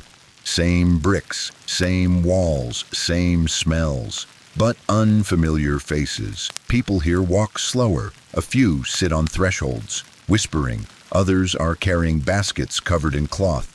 One man stands in a corner, reciting something quietly to the stars, a clay amulet clutched in his palm. You pause when you see the next group. 3 women, walking side by side. Their wigs are tall and heavy, almost architectural. One has a gold band around her forehead. The others wear gauzy veils. Their tunics are perfumed. You can smell the rose oil and cinnamon before they even reach you. You step aside instinctively, giving them room. You lower your gaze, trying not to stare. Babylon has rules, especially when it comes to women, status, and who gets to look at whom. You've already committed several social faux pas. You'd rather not add accidental flirtation with someone's wife, sister, cousin, priestess to the list. But as they pass, one of them pauses. You look up. Slowly, she studies you for a long second. Her eyes are coal-lined, unreadable. Then she says a single word, "Servant." You blink. You open your mouth to reply, but she cuts you off with a gesture, one that means a follow. You do. You're too tired, too confused, too caught in the strange rhythm of this night to argue. She leads you to a doorway and points inside. You see a small chamber, dimly lit. 2 scribes sit inside, surrounded by scrolls, tablets, ink. One is speaking to a messenger. The other is yawning over a list of grain deliveries. The woman turns to you, then to them, and says something quickly. The yawning scribe nods, waves you in. You realize they think you're a hired hand. You're now part of this, whatever this is. The woman vanishes. The scribes don't even glance at you again. You are handed a torch, a small clay torch, already burning low. Then a gesture toward the rear of the room, where 2 chests lie sealed with wax cords. A scribe points at the chests, says something that sounds like library, then points to the far end of the building. You've just been enlisted as a torchbearer, an unpaid, possibly unqualified, extremely tired torchbearer in one of the most flammable cities on Earth. You nod, lift the torch carefully, and begin your new task. The flame flickers wildly as you shuffle down the hall, illuminating murals of gods and merchants, painted prayers, lists of barley storage. Your shadow dances across the wall. You wonder, briefly, how many people in this city just wander into other people's lives like this. You wonder if anyone else has been mistaken for a servant tonight. You wonder if By this point, Babylon is just trying to see how much you can survive. The torch sputters in your hand, licking the darkness with orange light, casting giant, distorted versions of yourself on the walls, like shadows of a myth that hasn't been written yet. You walk slowly through the hall, trying not to drop wax on the scrolls or knock over one of the low clay lamps perched in wall alcoves. The last thing you need is to start a fire in a building made entirely of dry mud, paper, and historical value. The floor creaks under your feet, not wooden creaks, stone creaks, as if the slabs themselves are tired of being stepped on. You pass a row of wooden chests, half sealed with wax. You can smell the contents without opening them: papyrus, dried reeds, old oil ink, and time. The scribes back in the front room barely acknowledged you, but they trusted you enough to give you flame in a library. That's either impressive or a massive clerical error. You reach the end of the corridor and pause. A second door stands there, half open. Inside is a vaulted chamber, quieter than anything you've experienced all day, cool, shadowy, and absolutely silent. You step inside. Clay tablets line the walls, stacked in orderly rows like ancient bricks of knowledge. Some are no larger than your hand. Others resemble paving stones. The writing on them, cuneiform, tightly packed, is precise and slightly hypnotic. You imagine each one was once pressed into soft clay by hands long gone, then baked in the sun or kiln-fired until they could survive centuries. You have entered a record room, possibly even a temple archive. No one is here, just you, your little flame, and thousands of years of accounting records, contracts, dreams, prayers, and complaints about stolen goats. You whisper, just to test the air. The room doesn't answer. Good. You walk the perimeter, scanning the tablets. One section seems to deal with grain, another, divorce settlements, and there, dream interpretations. You pause. The top tablet shows a man dreaming of a bird with a lion's head. The inscription says the dream means unexpected wealth or a political scandal. Typical Babylon, those were probably considered the same thing.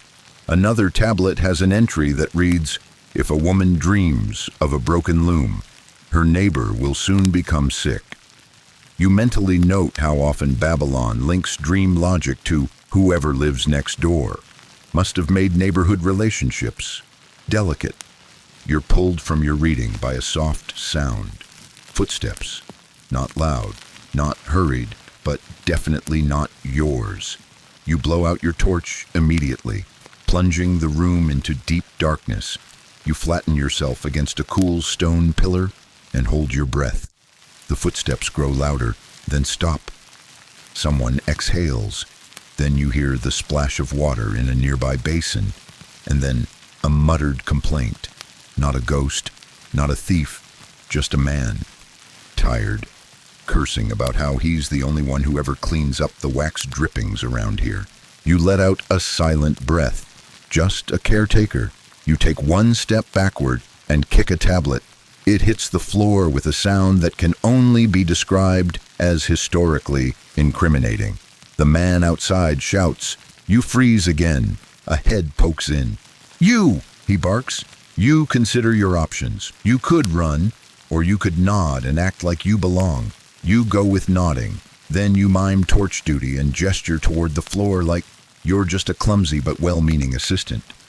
He squints, clearly skeptical, but then mutters something like useless apprentice and turns back down the hallway. You survive. Again, barely. You return the fallen tablet to the nearest shelf. It's cracked now. You whisper an apology to the god of accidental damage and tiptoe away. You make it back to the front room just as the scribes are wrapping things up. One hands you a lukewarm cup of something murky and gray. You drink it without question. It's salty, possibly broth, possibly leftover ink water. Either way, it doesn't kill you. Then they wave you off. You step outside into the night again, blinking at the stars. You half expect the city to hit you with another trial instantly.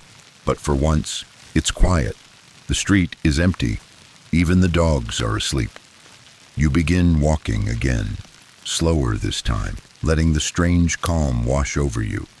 You pass a man asleep on a pile of dates.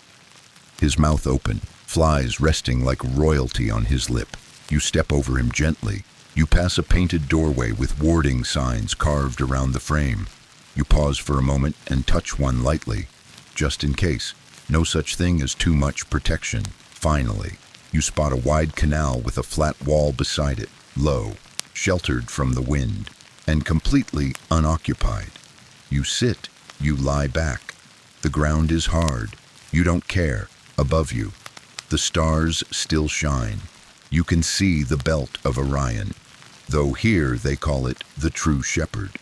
You wonder what he'd think of you, lost, sunburned, possibly cursed, definitely mosquito-bitten, but still breathing. You rest your head on your arm and listen. Crickets, water, someone coughing 2 streets away, that's all.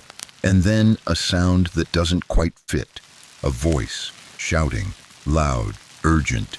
You sit up, in the distance, at the far end of the canal. People are gathering. You see torches, hear yelling. You edge closer. You arrive just as a man is dragged into view by 2 others, grimy, bruised, furious. Thief, someone shouts. The crowd murmurs. You look closer. They're not heading to a jail. They're heading to the river. You follow, heart thudding. They stop at the edge. A scribe steps forward and begins reading from a tablet. You don't catch every word, but you get the gist. The man is accused of theft. The gods must decide his guilt. You know what's coming. Trial by river. If he floats, he's innocent. If he sinks, the man pleads. The crowd waits. And then he's pushed. He flails. He disappears beneath the surface. People lean forward. You hold your breath. Then a splash. He rises, coughing, barely afloat. Cheers erupt. He's pulled back in, shivering, weeping, innocent. The crowd disperses. Just another night in Babylon. You return to your spot by the wall, stunned. Historians still argue whether river trials were symbolic or taken seriously by law.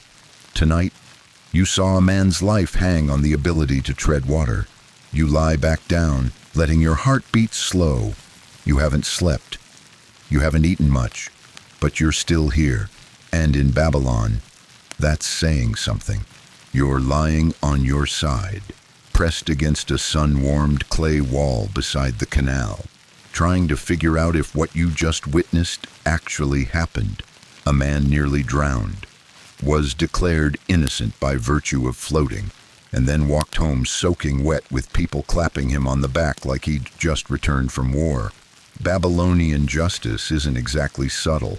Your head buzzes from exhaustion.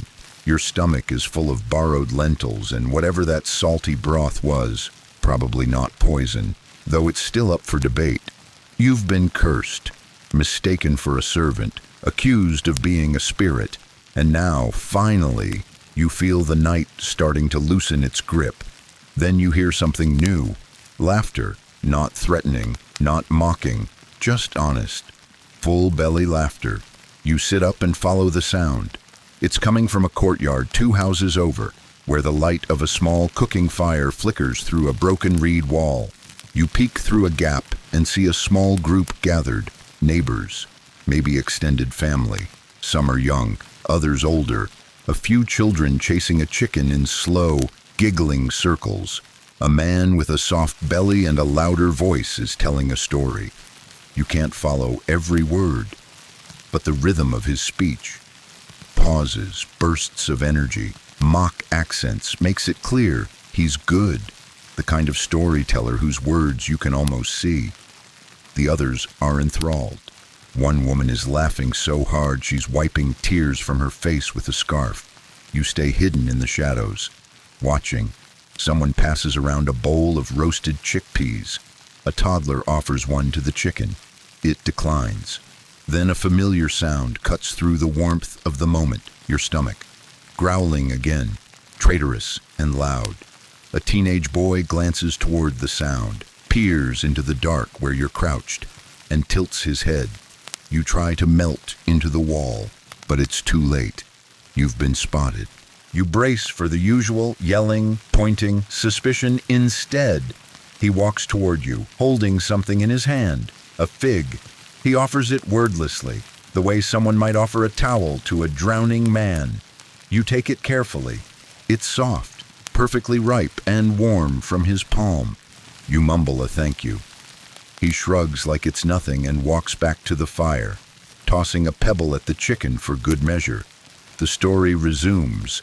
Laughter bubbles up again, and for a moment, you wonder if Babylon, beneath all the curses and chaos, might still have pockets of kindness tucked into its cracks. You chew the fig slowly. It tastes like sugar and sunlight. A little braver now. You approach the edge of the courtyard and take a seat on the outer step. No one shoos you away. A woman hands you a small clay cup of something that smells like mint and anise. You sip. It's herbal, earthy, and it makes your chest feel less tight. Someone leans over to speak to you, a man with gray in his beard and warm eyes. He points at the children and says something about speed of goats. You laugh, not because you fully understand, but because it's just that kind of night. He pats your back and nods. Eventually, the storyteller finishes his tale with a grand gesture and mock bow. Everyone claps. A small girl tosses a dried reed at his head. He catches it and tucks it behind his ear like a prize. The woman with the cup speaks up next, and you quickly realize she's starting a new story. A different tone, quieter, darker. It involves a widow, a temple, and a clay figure that may or may not have moved on its own. Everyone leans in. Even the chicken pauses. Respectfully, you let the words wash over you like music. You don't understand much, but it doesn't matter. The cadence, the tension, the group's silence at key moments, it's all part of a language you do understand. A language of shared breath and hanging pauses. A language older than translation. As the story ends, there's a beat of silence. Then someone throws a date pit at the storyteller. Laughter again. More drinks passed around. And finally, the gathering begins to wind down. You stand, unsure of the protocol. The woman who gave you the cup waves you off gently, as if to say, "Go now? Sleep well?" You nod deeply, grateful beyond words, and back away into the shadows. You walk a little lighter this time, even as your legs still ache and your feet are raw. The canal reflects the moonlight like silver paint. Babylon isn't just surviving now, it's breathing. You find a spot by the canal wall again, far enough from last night's rooftop disasters, close enough to the breeze. You curl up on the stone, using your elbow as a pillow, the fig pit still in your hand like a tiny, sweet souvenir. And just as your eyes begin to flutter closed, drums. Of course, somewhere, someone has begun a ceremony, not loud, not festive, slow, rhythmic, like the heartbeat of the city itself. You lie there listening.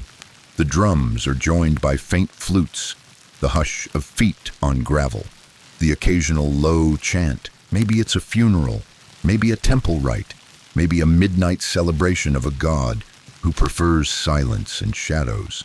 Babylon has gods for everything: water, wind, gates, sickness, writing, nightmares. Historians still argue how much of this was daily life and how much was sacred theater. But to you, in this moment, there's no difference. Everything here blurs, ritual and routine, sacred and absurd. You've lived 100 lifetimes in a single day. You close your eyes again, soothed by the drumbeat. You let it pull you under, maybe, just maybe. This time you'll sleep more than 5 minutes. And if not, well, at least the chicken liked you. You doze off. Not the kind of sleep where one eye stays open and your muscles twitch at every footstep. No, this is something softer. The kind of sleep that melts your spine into the stone wall behind you and makes you forget your name for a few blissful minutes. You fall so deep, so fast. It's like your body has hit an internal kill switch. After everything, sneezing curses, rooftop evictions, goat-staring locals, a brush with accidental ghost summoning, you are finally asleep, which is why, of course, you are awakened by screaming, sharp, urgent, close. You jolt upright, nearly slamming your head into the wall, heart hammering in your chest like a temple drum. For a few seconds, you're blind, ears ringing, and unsure whether you've been attacked or merely invited to participate in another Babylonian panic ritual. As your vision clears, you see two men shouting at each other at the corner of the canal, gesturing wildly over what appears to be a broken basket. One of them is soaking wet. The other has feathers stuck to his sleeve. There are chickens involved. Of course, there are chickens involved. And from the state of things, something valuable has gone missing during the night. Possibly grain, possibly beer, possibly a ceremonial chicken. You try to stay still, invisible in your canal-side nook. But it's no use. A child points. Then an old man. Then the wet guy with the feathered sleeve turns and points directly at you. Oh no, here it comes. You raise your hands instinctively as a group approaches. 3 men. One carrying a stick that's more for posturing than violence.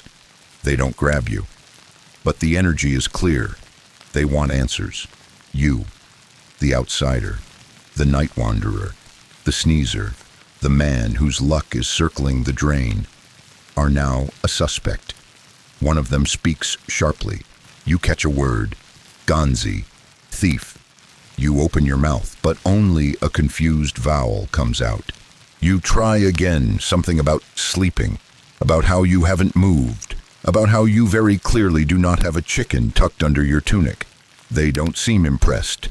Then, just as things are starting to tilt toward disaster again, a woman steps out from a nearby doorway. You recognize her, the woman who gave you mint water the night before. She crosses her arms, says something curt and firm to the group, and gestures toward you with a flat palm and a dismissive wave. The effect is immediate. One man actually flinches, another shrugs and walks away. Apparently, in this neighborhood, her word is law. You mouth thank you to her, pressing your hand to your chest. She doesn't reply, but she does give you a long look that seems to say, please stop getting accused of things. You nod. Sincerely. You mean it. The street begins to settle. People return to their routines. The canal water sloshes quietly against the stone edge. A chicken, finally free of controversy, flutters onto a rooftop, and you, once again, have managed to avoid public punishment by the skin of your exhausted teeth. Babylon doesn't forgive easily, but it does forget quickly, especially when there's breakfast involved. The smell of hot bread fills the air, mingling with the scent of crushed coriander and slow-roasted onions. A baker's apprentice trots past carrying a tray of flatbreads, steam curling into the early morning light. You follow your nose. You arrive at a small, sunlit square tucked between narrow alleys, where several vendors are already shouting over one another in the ancient art of morning commerce. A woman sells dates, plump and sticky, from a basket lined with fig leaves. A man ladles lentil stew from a blackened pot balanced on bricks. Another slices grilled fish into mouthful-sized portions and skewers them with thin reeds. You have no money, but you have eyes and desperation. And maybe, just maybe, a face pathetic enough to inspire charity. You linger by the fish seller. He eyes you. You gesture toward your stomach, make a pleading expression, then mime scrubbing a floor, your best attempt at offering labor in exchange for a skewer. He snorts, then gestures toward a pile of empty fish baskets. You carry them across the stall and back again, twice, while trying not to trip over someone's child. It's not much, but apparently it's enough. He hands you a skewer with 3 pieces of warm, flaky fish. You eat it slowly, reverently, standing in a patch of shade while flies buzz lazily nearby. The fish is smoky, salty, just slightly burnt. You've never tasted anything better. You thank him.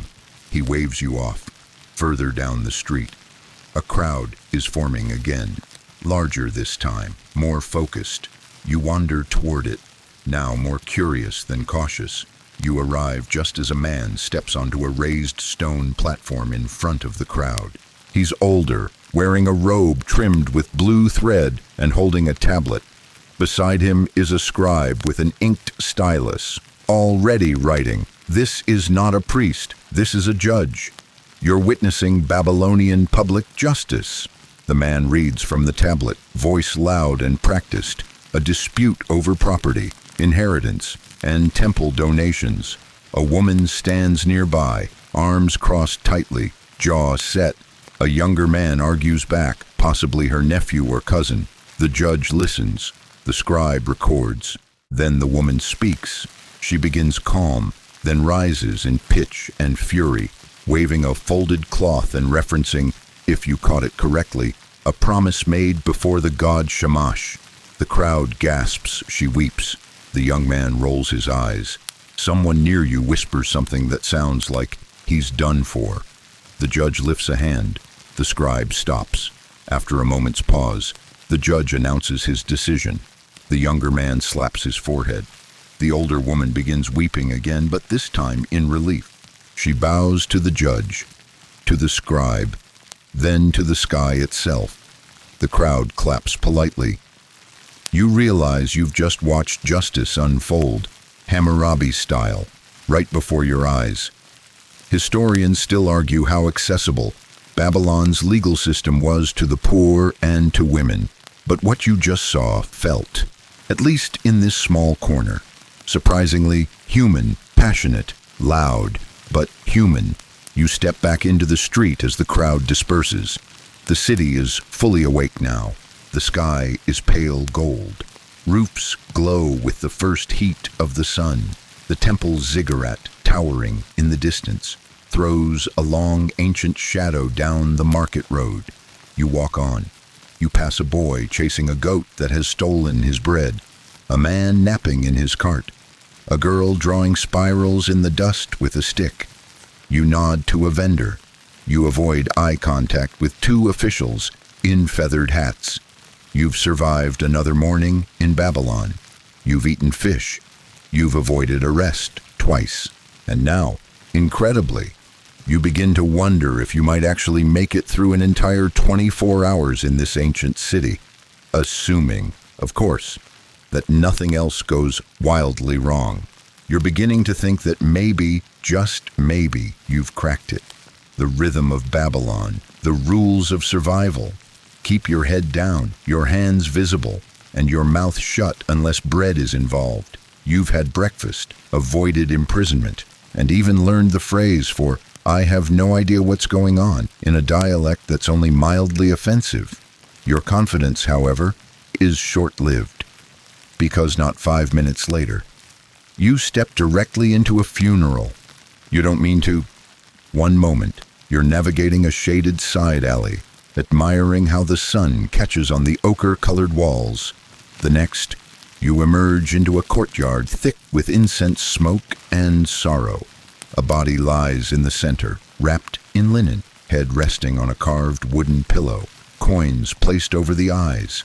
Mourners are gathered in a circle, some weeping, others singing a low, rhythmic chant. A priest stands at the far end, pouring water from a ceremonial jug into the soil. It's a ritual for passage, a final cleansing before the journey to the underworld. You realize this just after you've stepped directly into view and knocked over a bowl of flower petals. A sharp gasp rises from the crowd. You freeze, foot still in the crushed petals, hands mid-air like you're surrendering to the god of terrible timing. All eyes are on you. You whisper something, apologetic, garbled, Panicked, you attempt to backpedal, but the priest raises a hand.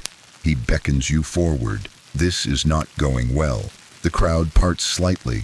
The priest examines you closely, taking in your sunburnt face, your dust-crusted sandals, and the general air of someone who has clearly made a series of bad decisions today. Then, unexpectedly, he nods. He points to a small jar filled with oil and gestures to the corpse's feet. You blink, then it hits you. You've been drafted into the ritual, too confused to object, and far too aware that refusal might cause another ghost-banishing procession. You step forward, take the jar with both hands, and kneel. The oil is warm, fragrant, a mix of cedarwood and myrrh. You pour it gently, exactly as the priest shows you, first on the left foot, then the right, careful not to spill.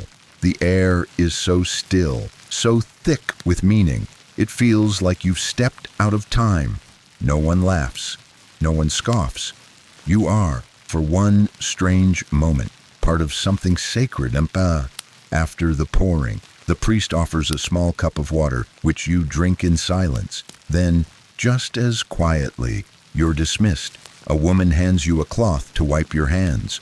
Another presses a single date into your palm.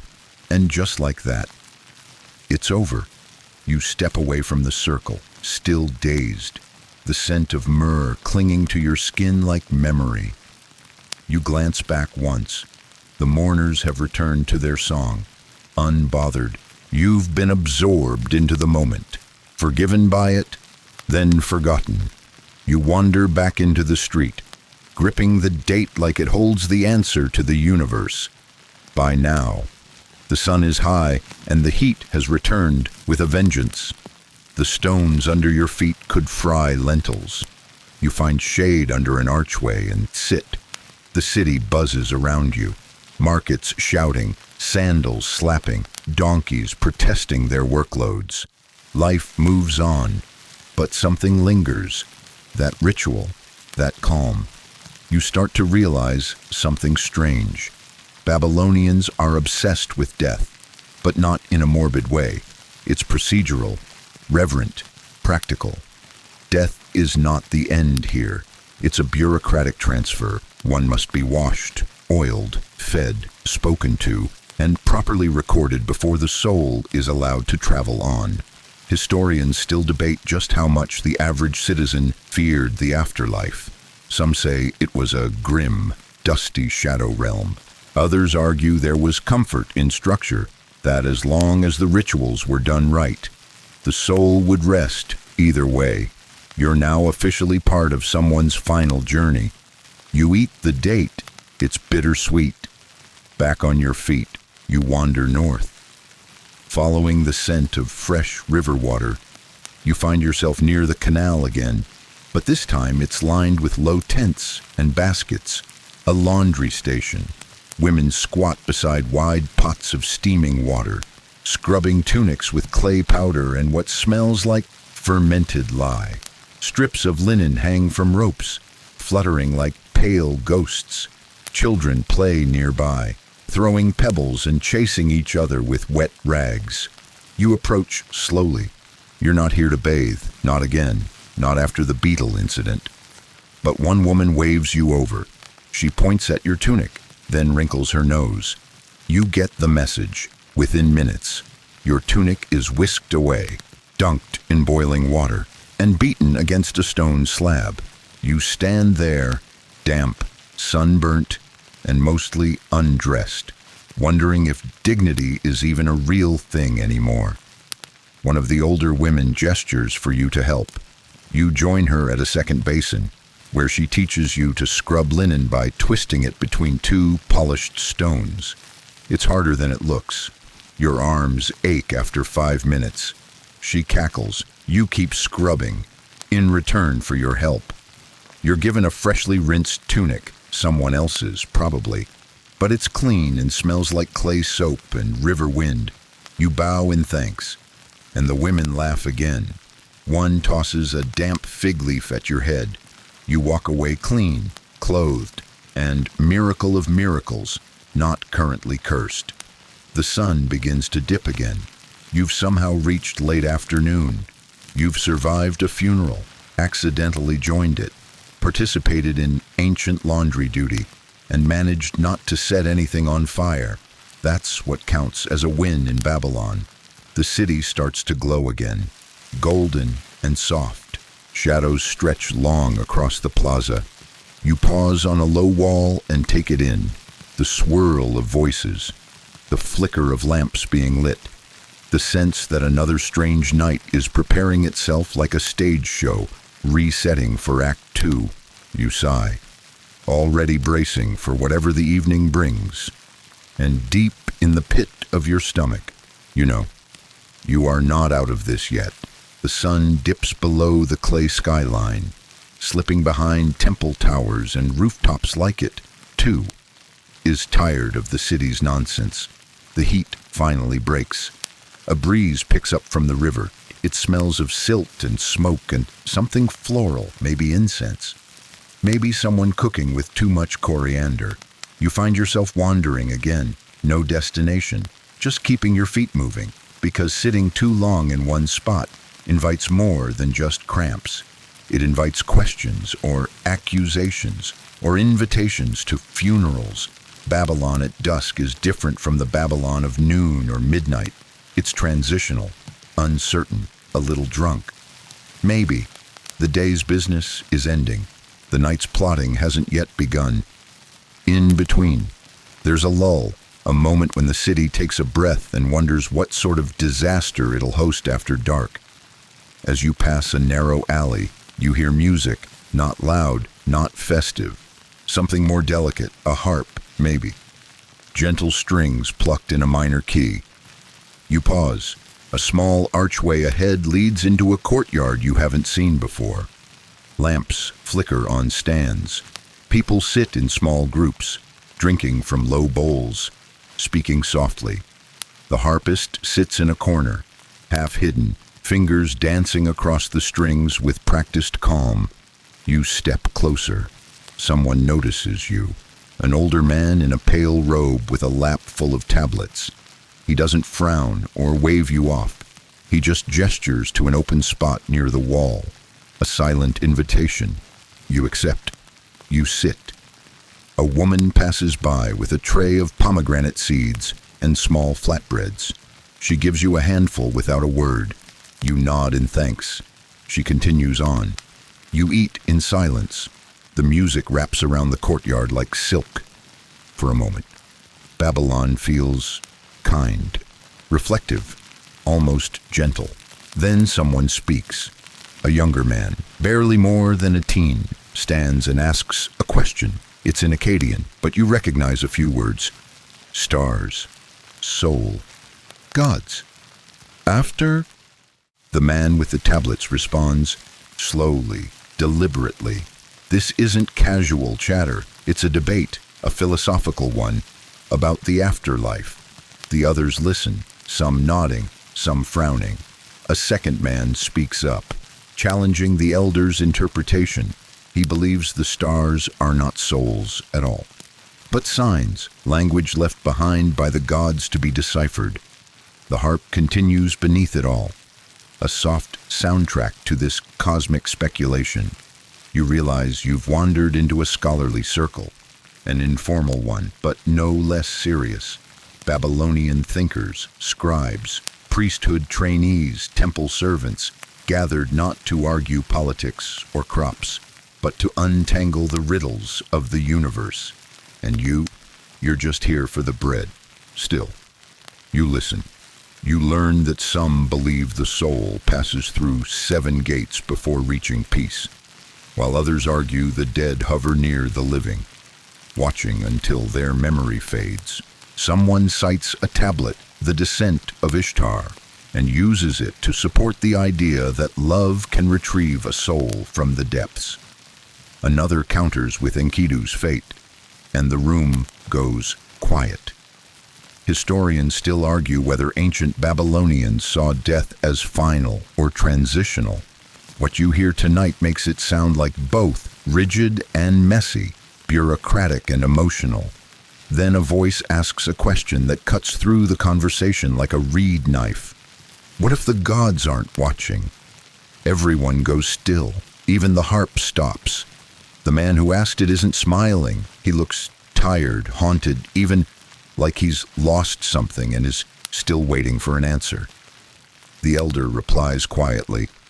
You don't catch every word, but it ends with a gesture to the sky and a phrase you recognize. Then we are the watchers. The silence after that is long.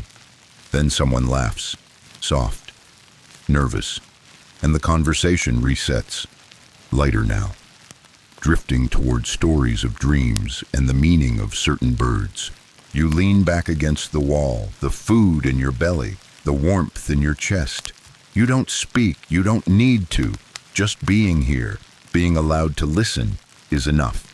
Eventually, the circle begins to break up. The harpist packs away her instrument.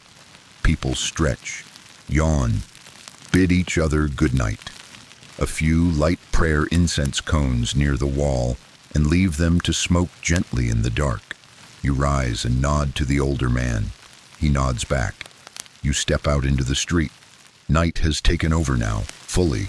Stars flicker above, and the moon hangs low and full, like a polished silver bowl. The city is quieter, but never silent. Babylon always hums, like a distant drumbeat, always present. You follow a path along the canal again, hoping to find a spot to rest. You pass a man lighting the last of the oil lamps along a temple road. He doesn't acknowledge you, just goes about his duty, flame to wick, wick to flame. Then you hear shouting, loud, violent. You duck into a shadowed doorway just as a group of men rushes past. Guards, probably spears in hand, shouting orders. You catch a word. Traitor! Something's happening. Down the road, a torch is dropped. A dog barks. Somewhere, metal clashes. You stay hidden, heart pounding. Apparently, evening treason is a thing here. The guards disappear around the bend. You wait, 1 minute, 2, 3. When the coast seems clear, you creep out and move the other way, sticking close to the walls. Babylon's calm is always a thin veneer. Underneath, politics grind like stones. Someone's always scheming. Someone's always guilty or about to be made guilty. You reach the base of the ziggurat again, though from a different angle this time. It looms in the dark, its tiers faintly lit by torchlight, the painted gods along its walls staring down with blank authority. You find a bench, an actual bench this time, and sit. You breathe. You think. You've seen justice, death, debate, and now, treason. You've been a ghost, a guest, a servant, and an accidental priest. You are so tired you could sleep on a donkey cart, and yet, Babylon keeps going. You close your eyes for a second, just one. The night air brushes your skin, and somehow, despite everything, you're still here. The bench beneath you is cool, slightly uneven, and miraculously unoccupied.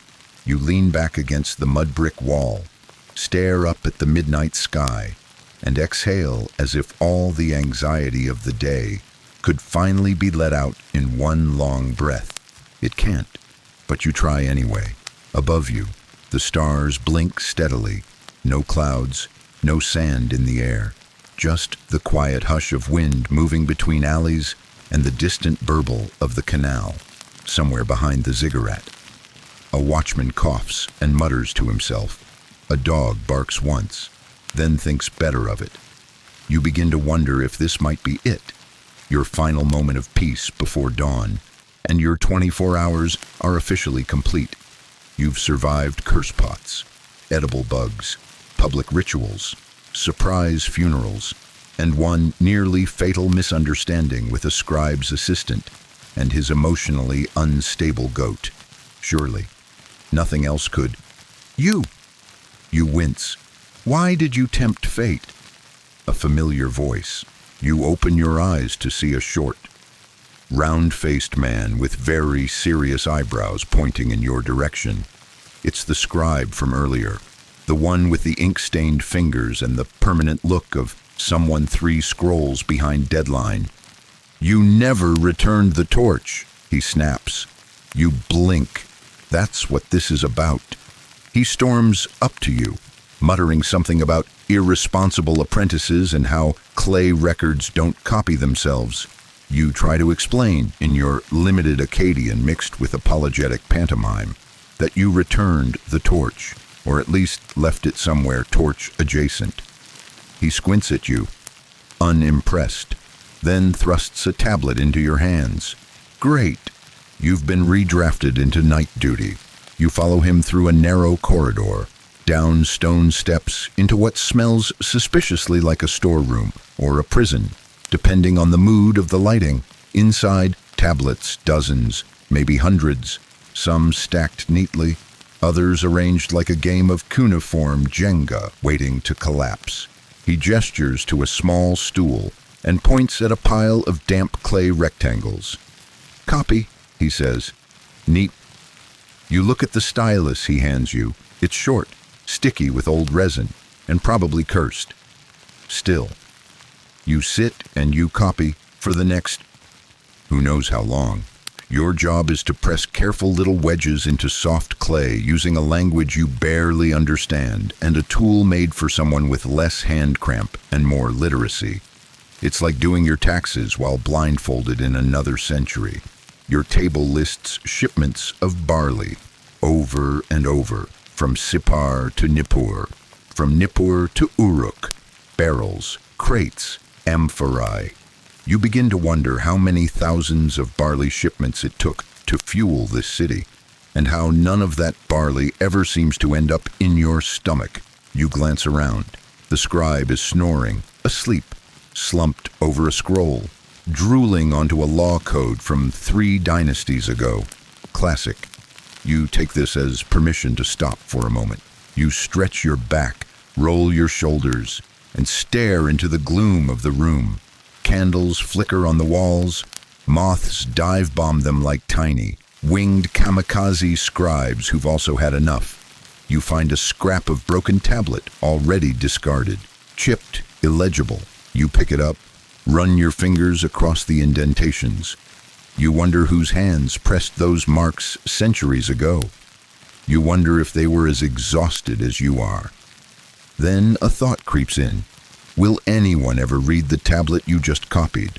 Or will it be buried, broken, forgotten, only to resurface millennia later in a museum somewhere, translated by scholars who will never know your name, or that you were hungry, sleepy, and technically not even supposed to be there?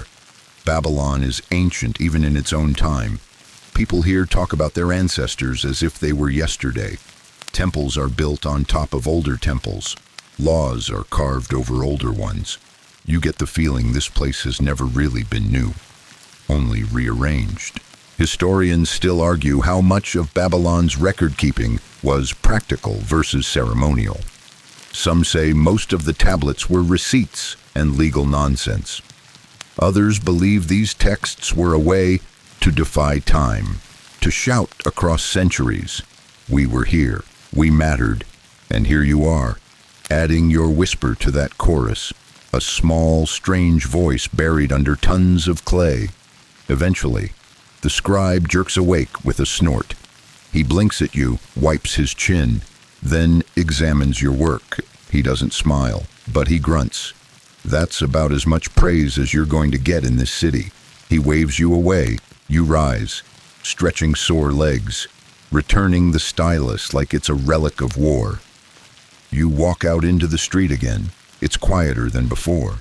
The sky is paler now. Dawn is flirting with the edge of the world. You're close. So close. You pass through a residential quarter.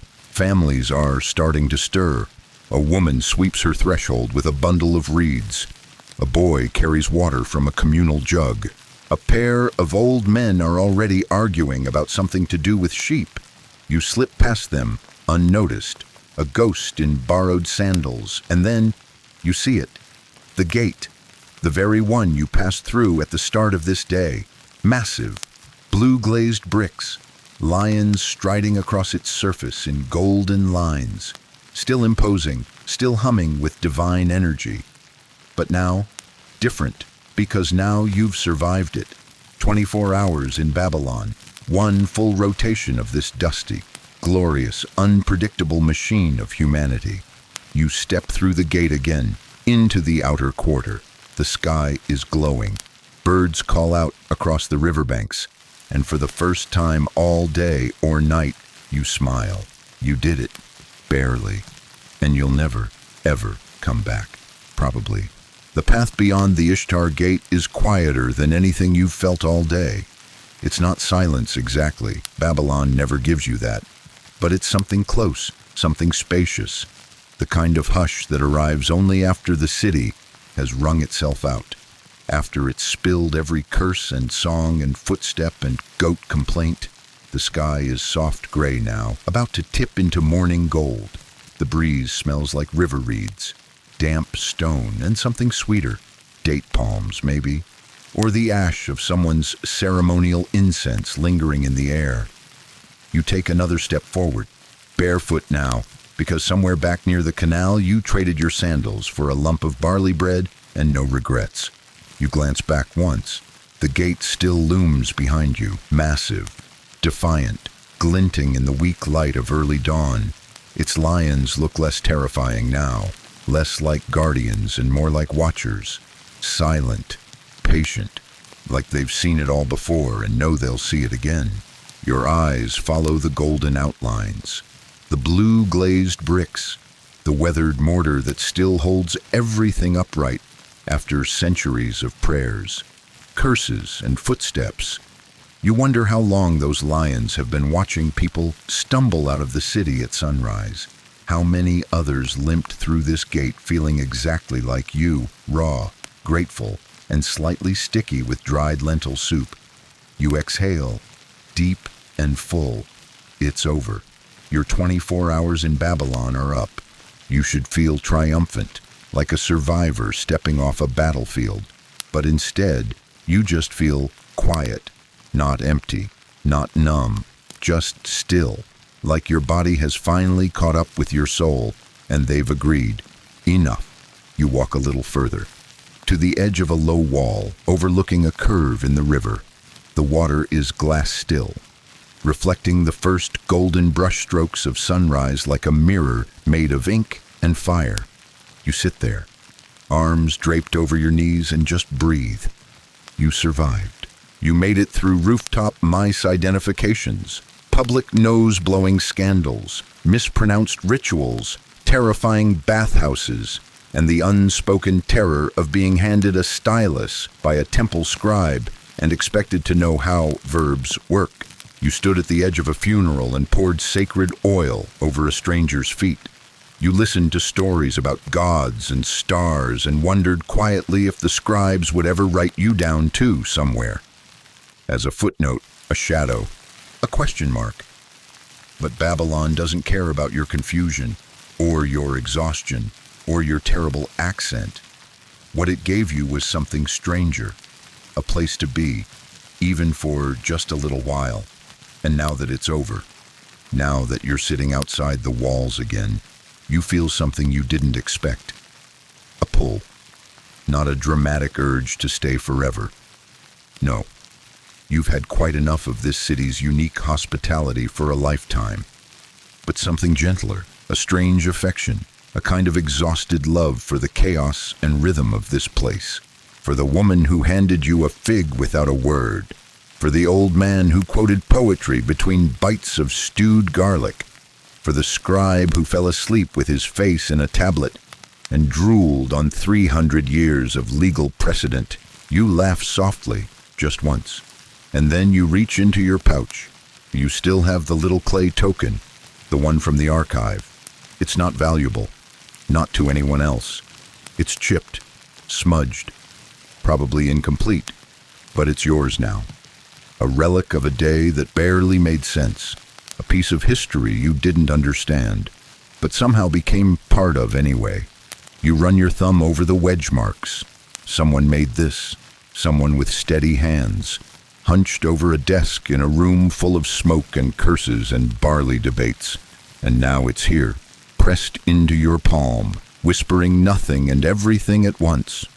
You close your fingers around it and slip it back into the pouch. The sky is brightening now. Birds begin their morning conversations, short chirps, long whistles, a few chaotic squawks from something that probably has feathers and a personal vendetta against peace. You stretch out your legs and lie back on the stone, arms crossed behind your head. The bench is uneven. Your back protests. But you stay there. You think about what just happened.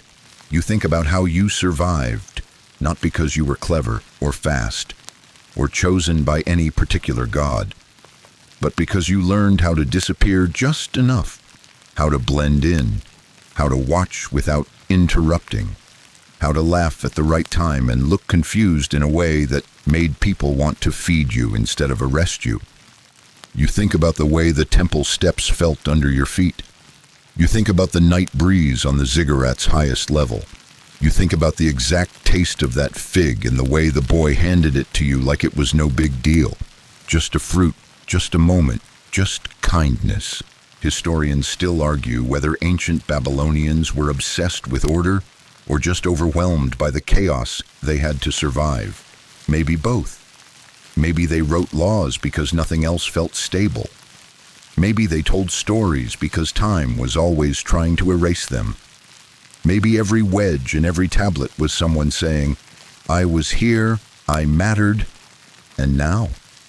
So did you, even if no one writes it down, even if your story ends here, with you staring at a river in a tunic that technically isn't yours. You close your eyes. The light is soft against your skin now. Your limbs are heavy, not just tired, but finished. You feel the weight of sleep settling over you.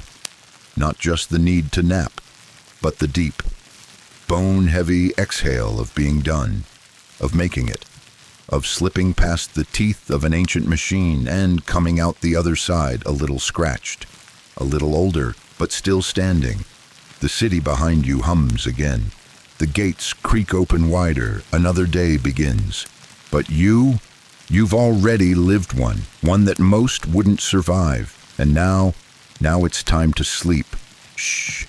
You've done enough now. You made it through curses and canals, through sleepless markets and slippery rooftops.